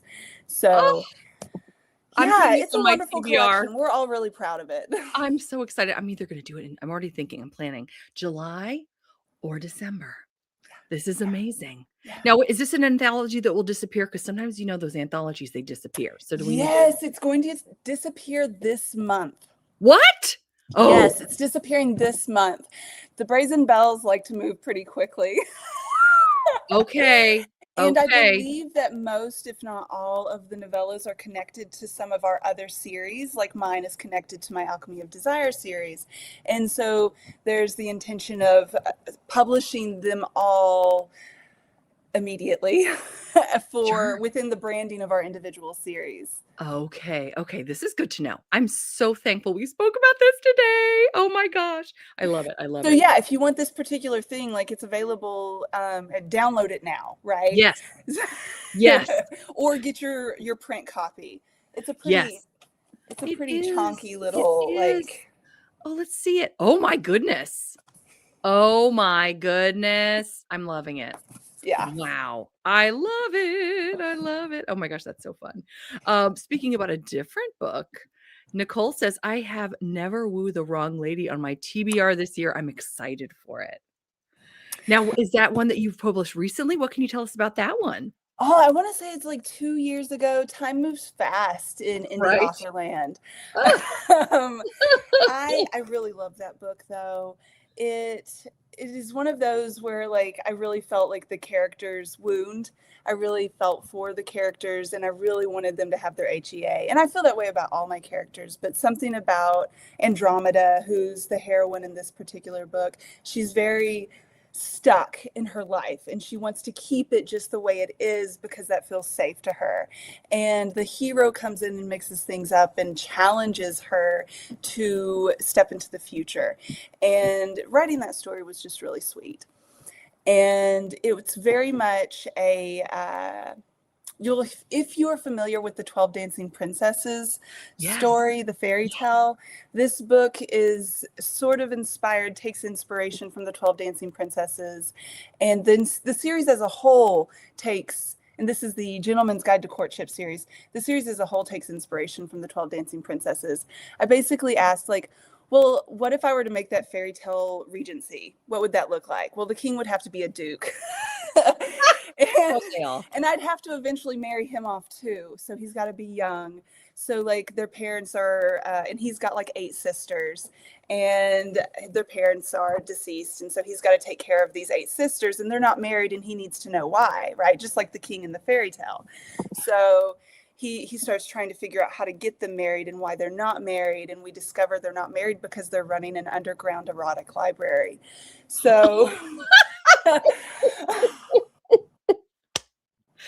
I was just going to say that was going to be my first guess. yeah, right. What else would you be doing? Exactly. It was such a fun series to write from beginning to end. I really enjoyed every book. And how many are there? Are there 8? 6. Oh, there's 6. Okay. There's still some sisters unmarried. Some of the sisters are like too young within the series. So there's some potential that I will continue writing in that series later. There's also some characters who are not sisters who I got really attached to that I would like to give stories to. So yeah, that's on the horizon, hopefully. I love it. I love it. Well, one of the things we were initially talking about that I wanted to hop back into, you've done the fake February Rake 2 years ago, and now we've got coming up in June. I'm like, which month? Oh, hello, it's on the cover. Jealous Rakes and June Mistakes. Tell us a little bit about each of these, both of these, whichever one you want to talk about. Yeah. So the fake February Rake, the Brazen Bells, who is just this amazing group of women to work with. I just totally lucked out that they were like, hey, you want to join us? And I was like, please, yes. So an amazing group of Yeah. authors and women to work with, and so like together and professional, as well as just being amazing creatives and writers.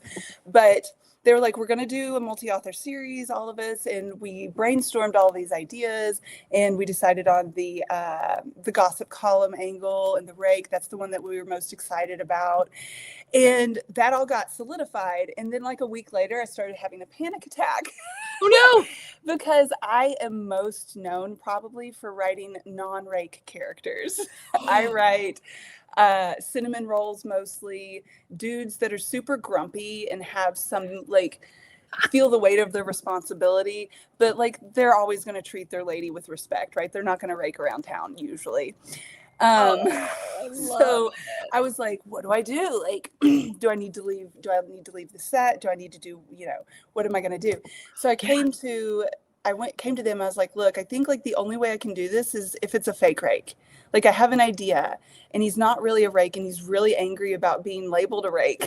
And he's like really, really pissed off about it. And she got it wrong. And there's this misunderstanding about like, anyway, and they're like, yeah, absolutely. That's something that could happen. So many thanks to them, because this is one of my favorite things I've ever written. And the premise is that, Dr. Hades Jones has this distinctive greatcoat with this green lining, and his sister made it for him, and he loses it. And he's a doctor to the ton. He's like this really famous young doctor, and everybody loves having him because he's got great bedside manner and he's just, easy on the eyes. And the coat disappears. And then the Brazen Belle writes her article, and she's like, we've all seen that coat in like back alleyways behind theaters before women disappear. And so she's accusing him of like absconding with these women, and they never return to London. And we know it's him because it's that green coat. And he's like, I have been besmirched. My reputation is ruined. And so he sets out to find the coat thief. And him finding the coat thief is where the book begins. And it's so fun. And I'm not going to say like what happens after that, but oh my gosh, this is so good. It's a great setup. It's a great setup. It's a fun book. So this year, for this year, I was also like, well, am I going to write another fake rake, or am I going to try to write a real rake? And I think I've got somewhere in between. So yeah, we'll see how my Mr. June is Mr. Remington Ives, Remy. And we'll see how he's kind of in the middle. I think he's kind of semi-rake. I love it so much. I love that name, Remington, too. Oh my gosh. I like it too. It works. So I'm going to have to probably mute myself again. My 9-year-old, when he came in here, of course he did not close my door. And now my husband is coming in with my other child. Sorry. Nice. I'm going to close the door. Look, it's a tour. Okay, sorry. But I wanted to talk about the step back that goes along with this as well. So, and I wanted to know your the input that you had into the step back, if you had any. Yeah, we had huge, long conversations about what was going to change, if anything, from season 1 to season 2. We really loved the covers. Oh, there's the calendar. Oh, love it. Everyone has gone crazy over this, by the way. The red hair, the way he's holding her, the way she's almost defying gravity. Right. And that scene shows up pretty early in the book. I'm writing the book right now, and it shows up pretty dang early. So this is an actual scene from the book. Yes, and it was not going to be until I received the step back, and then I was like, well, oh my gosh, how cool. So we worked with Dar again with Wicked Smart Designs. Yes. And she always asks for input. We tell them what the characters are going to look like, and I sent in a couple of old school vintage step backs as like inspiration. Like, I really like this one. I like how the hair's flowing in the like grass and things like that. And I really like this one. I like how they're outside. I want them to be outside. Mm-hmm. And because it's a summer setting, and I felt like I had a winter setting last time. And so I was like, I'm going to take advantage of being in the summer. Yeah. So I really wanted the red hair and the flowers and, the hair spilling into the grass. And that was about it. I had no idea there was going to be a rock. And that is the very first thing that Dar sent me, was what we're looking at right now. And I Yes. sent it to the rest of the Brazen Bell authors, and they were all like, oh my God, how's that even happening? We love it. So, and I was really going for something that I wanted, something outrageous, right? Something, because some of the old school step backs are outrageous, right? You look at them and you go, there's no way that could possibly physically happen. But you love them anyway, right? You love them because they're outrageous. So that's really what I wanted, and what a lot of us wanted. We wanted to tap into that like lusciousness that, Annabelle Anders, Sadie's, like so many of the step backs are just absolutely scorching. Yes. Actually, and you know what? Terry just brings up a good point. There is a little extra scorch on the cover here. His placket is open. I've never seen that before. We need to talk about that. What was there a decision that went into that? Did we say? No, she sent it to me. I said I wanted him to be leaning. That was it. I was like, I really need him to be leaning. And I want full shirt off, like, because I love Dr. Hades Jones on my first cover. Yes. But I was going very like conservative, I feel like, with him. And that was fine. I still love him. But I was like, we're going in the opposite direction for this one. I want shirt fully off. I want, I want him leaning, I want him smoldering. And then she sent it back with the placket open. And I was like, okay, yes. I think his is the only one of the 12. And I really think I can't off the top of my head think, and I've looked at a lot of covers and step backs. I don't know that I've ever seen this before. So you're groundbreaking. Woo! It's amazing. I remember when we were first looking at the calendar, we're like, oh my goodness. More of that. It's wonderful. It's wonderful. And really, like, we haven't discussed a season 3 yet, but I'm sure like once we like decompress after season 2 is over, we'll start discussions about something, whether or not we want to do a season 3. And the question that will be hanging in the air is, can we outdo? Right. I mean, the fact that you've implemented these, step backs, I didn't know you guys could top yourself after, 2024. And here you go. So exciting. It was exciting. We were just like in awe with every cover and step back that came in. We were like, wow, Dar is just absolutely outdoing herself. And we also felt like she was having a lot of fun. Like we really like took the leash off, and we were like, just do your worst here, which is going to be your best. And it felt like each cover that came in, it felt like she was having a really good time making them. Oh, that's awesome. I think that comes through in them as well. They're just gorgeous. They are. And I'm so glad I have the calendar. I just love it so much. So I wanted to ask a couple general questions just for anybody that hasn't had a chance to read you yet. How would you describe? I know we've kind of already gotten there, but if there's anything that we haven't really touched on yet, for somebody that doesn't know Charlie Lane yet, like, how would you describe your novels?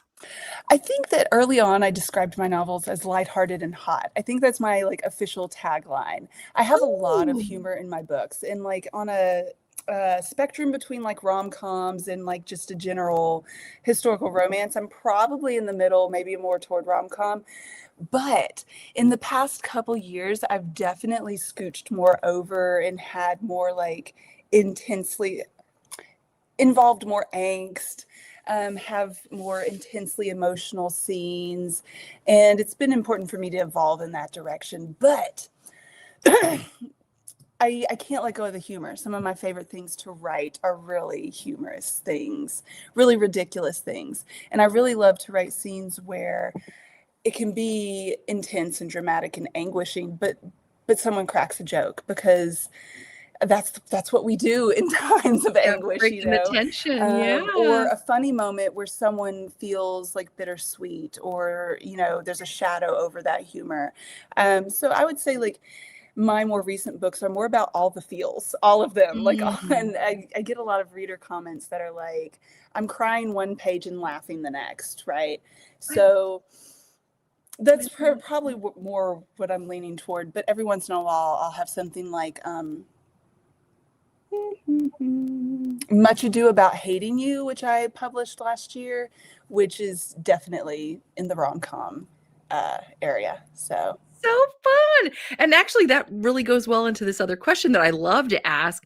What do you hear most frequently from people who read you? Like what do you get, like what resonates most, would you say? definitely the highly emotional scenes, no matter what the emotion is. And I hear the word like joy be used a lot for my work, and I really like that. So I think that like a sense of like enjoyment or joy in life, or joy, the characters have joy in each other or the things that they do. And so I try to keep that in whatever I'm doing. And if I'm not feeling like joy while I'm writing, I feel like I'm not communicating that to the reader. So I always try to make sure that whatever I'm writing is really making me happy. Yeah. Oh, I love that. I love that so much. And who would you say are your, I mean, it might be too hard to say, but if literary influences, who do you think So about? like if we're talking in genre, definitely Tessa Dare, Julia Quinn. I feel like that's like everybody's go-to answers, but like 20 years ago when I first started reading, somewhere around there, first started reading romance, like those were the books that were like on the shelves that I Yeah. was like at the library, like, is anybody watching me like get this romance novel, and like reading it, hiding it, things like that don't do anymore. But when you're like 18 and you live in a southern town in the United States. Yes. So yeah, those, and they always left me feeling just so like glittery, right? They left me feeling so happy and joyful, and they made me laugh. And I really always I never thought that they had enough of their books. Like I could always read more of them. And so when I first started writing, that's what I wanted to do, was produce more books like what they wrote. But I'm definitely influenced by all the other greats as well within the genre. I also have a lot of like literary influences because I do have a PhD in literature and British literature particularly. Oh my gosh, how cool. And so I have a lot of poetry influences that I love William Blake. I love William Wordsworth, and you'll find a lot of nature imagery in my books. And that really comes from my love of the Romantic poets. You'll see I will often refer to those poets within my works because they're writing at the same time that the characters are living. Jane Austen, of course, I wrote my master's thesis on Jane Austen. Stop. So oh my gosh. That's amazing. Yeah, so I have a lot of like classic lit influences as well as in genre historical romance influences, but then also like fantasy influences as well. I loved like the old school like Robin McKinley fantasy, and Patricia McNillip. There was like late 90s, early aughts, 90s and early aughts, that was just like a really great explosion for fantasy written by women, and they're like fairy tale retellings, and I remember I consumed as many of those as I could. Wow. We're actually doing a Jane Austen read along all year this year. Of course. Yeah. We've been having a great time with it, and just doing looking at twists and retellings and adaptations, as well as the source material. Have you written any sort of Jane Austen twist or anything inspired by her work? I'm trying to think. Probably in some way. No, outright like since I don't know. Yeah, but Oh, yes, actually, I have one that's directly. It's called "The Secret to Swooning," and it is a tiny short story, like 7,000 words, and it is, I think, like 99 cents on Amazon or something like that. But I think I also give it away free on my newsletter. And it is directly inspired by her Juvenilia, which is very like romp-esque. It's very like intensely comedic. And there's this one line from, that's it. And there's this one line in it where it's like, run mad as often as you like, but never swoon. And that's a huge paraphrase. And so this entire novella is based on that line. And what happens in the story from the Juvenilia, which I think is love and friendship, but there's these, and it's been like years and years since I've read this. So I'm just sort of pulling the things out of my memory that are still in there. Of course. There's these two young girls who are friends and they're traveling and they find out something horrific while they're traveling. And one of them swoons and catches a cold and dies. Oh no. Because she's laying on the ground lifeless. The other one runs mad and she's running back and forth like just, and so she doesn't catch a cold. Oh. and she lives. And so the quote from that moment is, run mad as often as you like, but never swoon. And so this short story has Lady Catherine in it from Pride and Prejudice. And it has, I think it mentions, I don't know, I know there's Lady Catherine because she's a riot and I love her and I wanted her to be in there, and it's based on love and friendship. I think there's also some quotes that I pull from Pride and Prejudice that I sort of drop in there. It's sort of just like a little Easter egg hunt. Fun. Oh my gosh, I love that. I love that. And I want to ask you too, before I let you go, I won't keep you much longer, I promise. For someone who hasn't gotten to read you yet, where would you recommend we start? Yeah, The Secret to Swoon is a really great, place. I think it gets my tone, my voice really well. It doesn't have open door scenes. It's the only one of my works that doesn't have open door scenes. There just wasn't time. There wasn't enough time for an open door. And it was in an anthology. So I couldn't expand the word count. But also, like, if you do like more of the rom-com, then probably The Gentleman's Guide to Courtship and Never Woo the Wrong Lady is a really good example of my voice and is on the lighter side. If you like family dramas, which is sort of the other end of the spectrum that I write in, My Cavendish Family, which starts with older main characters who have adult children. They're the first book, Henry and Sarah, and they're a good place to start. I like them a lot. And yeah. I love it. I love it. Okay. This is my favorite question. And I'm especially excited to ask this of you as someone who has a PhD in literature. Am I saying that correctly? Literature? Yeah. Okay. As someone who has a PhD in literature, what would you say? Everyone answers this differently, and there's never a wrong answer, and I love all of them. What makes a great story? I think that it's got to talk about something true. Ooh. Ooh. That's the literature professor in me saying that it's got to talk about something that's true. I like to talk a lot when I was teaching classes on the novel about how there is like truth. Truth does not have to be only encapsulated by nonfiction. Truth can be communicated through fictional works as well. So nonfiction, things that you can observe that actually happen, that's not the only kind of truth. And that fiction really wonderfully explores truth in meaningful human ways. As a romance author, I would add to that there's got to be connection. There's got to be connection between the main characters and the world they live in. And there's got to be something that connects the reader to that love story as well. So all those little finely tuned connections are, for me, what make a really wonderful story. That was wonderful. Oh, I loved it. Oh, so fun. So fun. Well, before I let you go, what is on the horizon for you? Interviews, book signings? Is there something we should be looking for? Oh man, no. I sit in my cave and I write. So I had a cover reveal today for the next book in my Alchemy of Desire series. It's for this one. I don't have the cover, but this one, that one, yeah. Should we go to Instagram? Where should we find it? Where can we find it? It's on Instagram. Oh boy. Okay, I'm gonna be doing that next. And so that comes out in March. Yay. I'm pretty excited about that. I will be doing a live, I think the last week of June in the Brazen Bells Facebook group.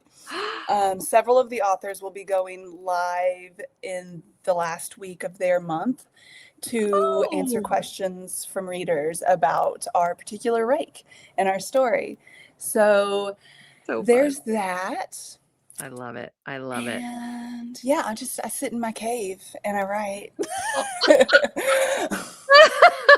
I love it. I love it. So where can we look for you? Especially for those of us that want to see that cover reveal. Where should we be looking? Yeah, I'm You on said Instagram a lot. Mostly I'm Mhm. on Instagram. I drop into the Brazen Bells Facebook group quite often to hang out with the other authors and readers there. And I usually have a post on Wednesdays that I do. Right now, my posts, we've been ruining titles. So I take a title from one of the Brazen Bells backlists and we change one word in it. Everybody changes a single word in the title in order to ruin it. It's been a lot of fun. That sounds hilarious. It's been a my lot of gosh. fun. So the Facebook group, Instagram, those are the places I'm at mostly. I do have an account on Threads and I'm there sometimes. Sometimes I have like things that I need to say and I say them there, but not a lot. My newsletter, gets sent out like 3 or 4 times a month. Awesome. And Awesome. yeah, I think that's it. And we've got everything linked in the description box as well, guys. So Wonderful. there you go. Oh my gosh, this has been such a treat. I'm so thankful this worked out. And thank you for sharing your time with us today. Yeah, it's been a blast. You're such a lovely host. Oh my gosh, and you're such a lovely guest. Absolute I love it. delight. It's been too much fun.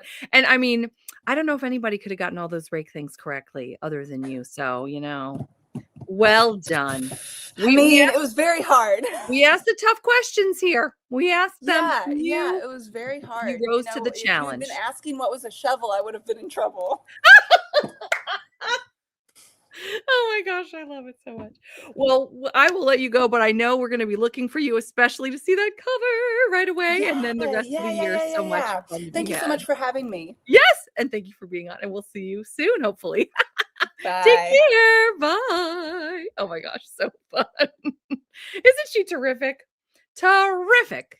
Wonderful, wonderful. Well, guys, I personally have been having the most fun with you. I can't believe it's been nearly 5 hours that we've been doing this off and on. You guys are amazing.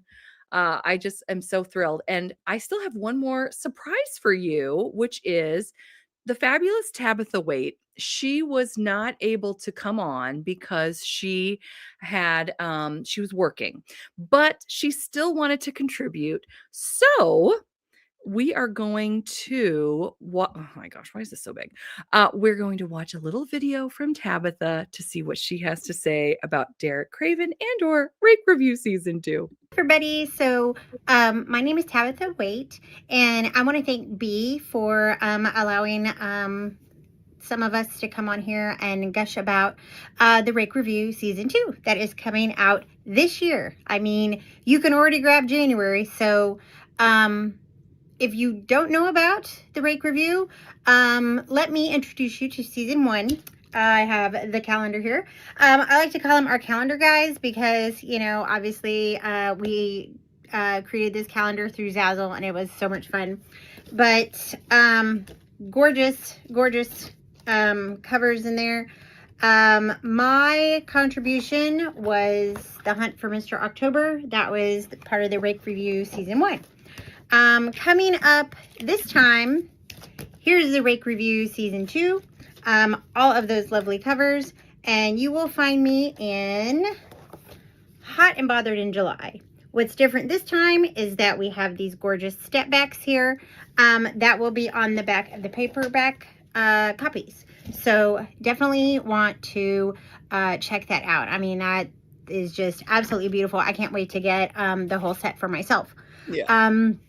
The story is still brewing in my mind, but I can give you a little bit of an idea.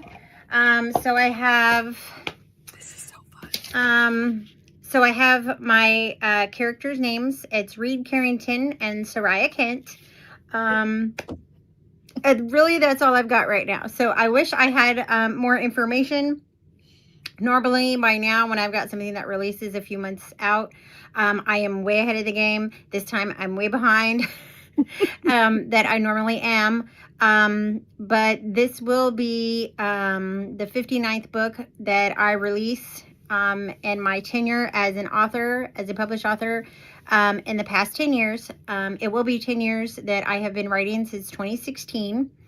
I've got lots of stories and all kinds of stuff out there, but just to give you a little bit of background into me, I wanted to be an author since I was 9 years old. I literally that's the only thing that I've ever wanted to do. I do work a full-time job, so unfortunately I couldn't be here in person today. This is pre-recorded, so but if there's any questions or anything that you guys want to know, anytime you can shoot me an email or just reply to this video, and I'll do my best to pop on and kind of get some insight there. Otherwise, I really hope that you will check out the Rake review, season 1 if you haven't already, and definitely season 2 coming out this year. These guys, I really enjoyed every single story that came out last year, and I know that you guys will too. I know you'll love all the stories this year. So have a wonderful 2026, and I will see you in July with Hot and Bothered. Isn't that fun? Oh my gosh, I love it so much.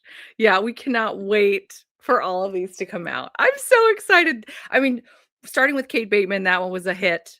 And I've already heard so much about Courtney McCaskill's that's come out this month. I just can't wait to devour all of these. And I might have to get the paperbacks.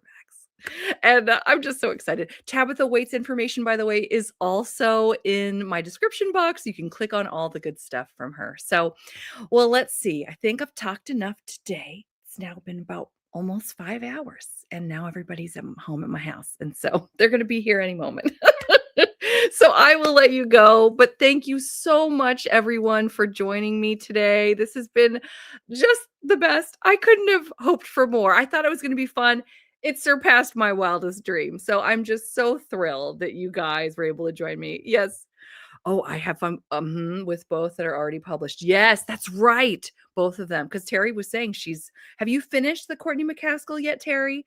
I know you've been giving us updates. Oh yeah, I'm so glad you could join too. And Wyoming got to come. I'm so thrilled you were able to join us, Wyoming. I know you've been so busy. So busy. Yes, thank you so much, Jan. All right, everybody. I'm going to take off. Oh, Terry says she's not finished yet. But in the Discord, Tea and Biscuits, she'll be giving us updates on Courtney McCaskill's book. I can't wait to see. She's 50% of the way through. Good to know. Thank you, guys. And thank you for your great questions, your wonderful comments, all the encouragement. We loved it so much. And we'll be seeing you soon. I think the next thing is Sunday. If you are into contemporary at all, we're doing and I can't remember whose channel. I know it's around here somewhere. I'm going to look at my calendar. It's the Swoony Scone Society. I think it's on Tara's channel, right? Yes, Tara of Tara Talks Books is going to be hosting the Two Wrongs Make a Right book from the Wilmot Sisters series at 4:00 p.m. Eastern Standard Time. And I think that's the next time we have something planned. Of course, Swoony readers have a ton of fun rom-com. The rom-com Swoonathon is going on as well. So that'll be fun. And Friday. Oh my gosh, yes. For those channel members, the Honeycomb Club is going to be meeting on Friday as well. During the day, we're going to be starting the Olympics. So we're going to be doing our own little Olympics in Honey Hollow for those of you that are channel members. Really looking forward to that. And even if you're not a channel member, the Olympics is starting on Friday. So very, very exciting. Yeah, this was so much fun, Nicole. I'm so glad you're able to join us. This was great. All right. I think I've talked too much, right? I think we're done, right? Everyone have a great rest of your day. Thank you again from the bottom of my heart for hanging out with me. It was just made my day, made my week, made my month, all that good stuff. We'll see you soon. Take care and talk to you next time.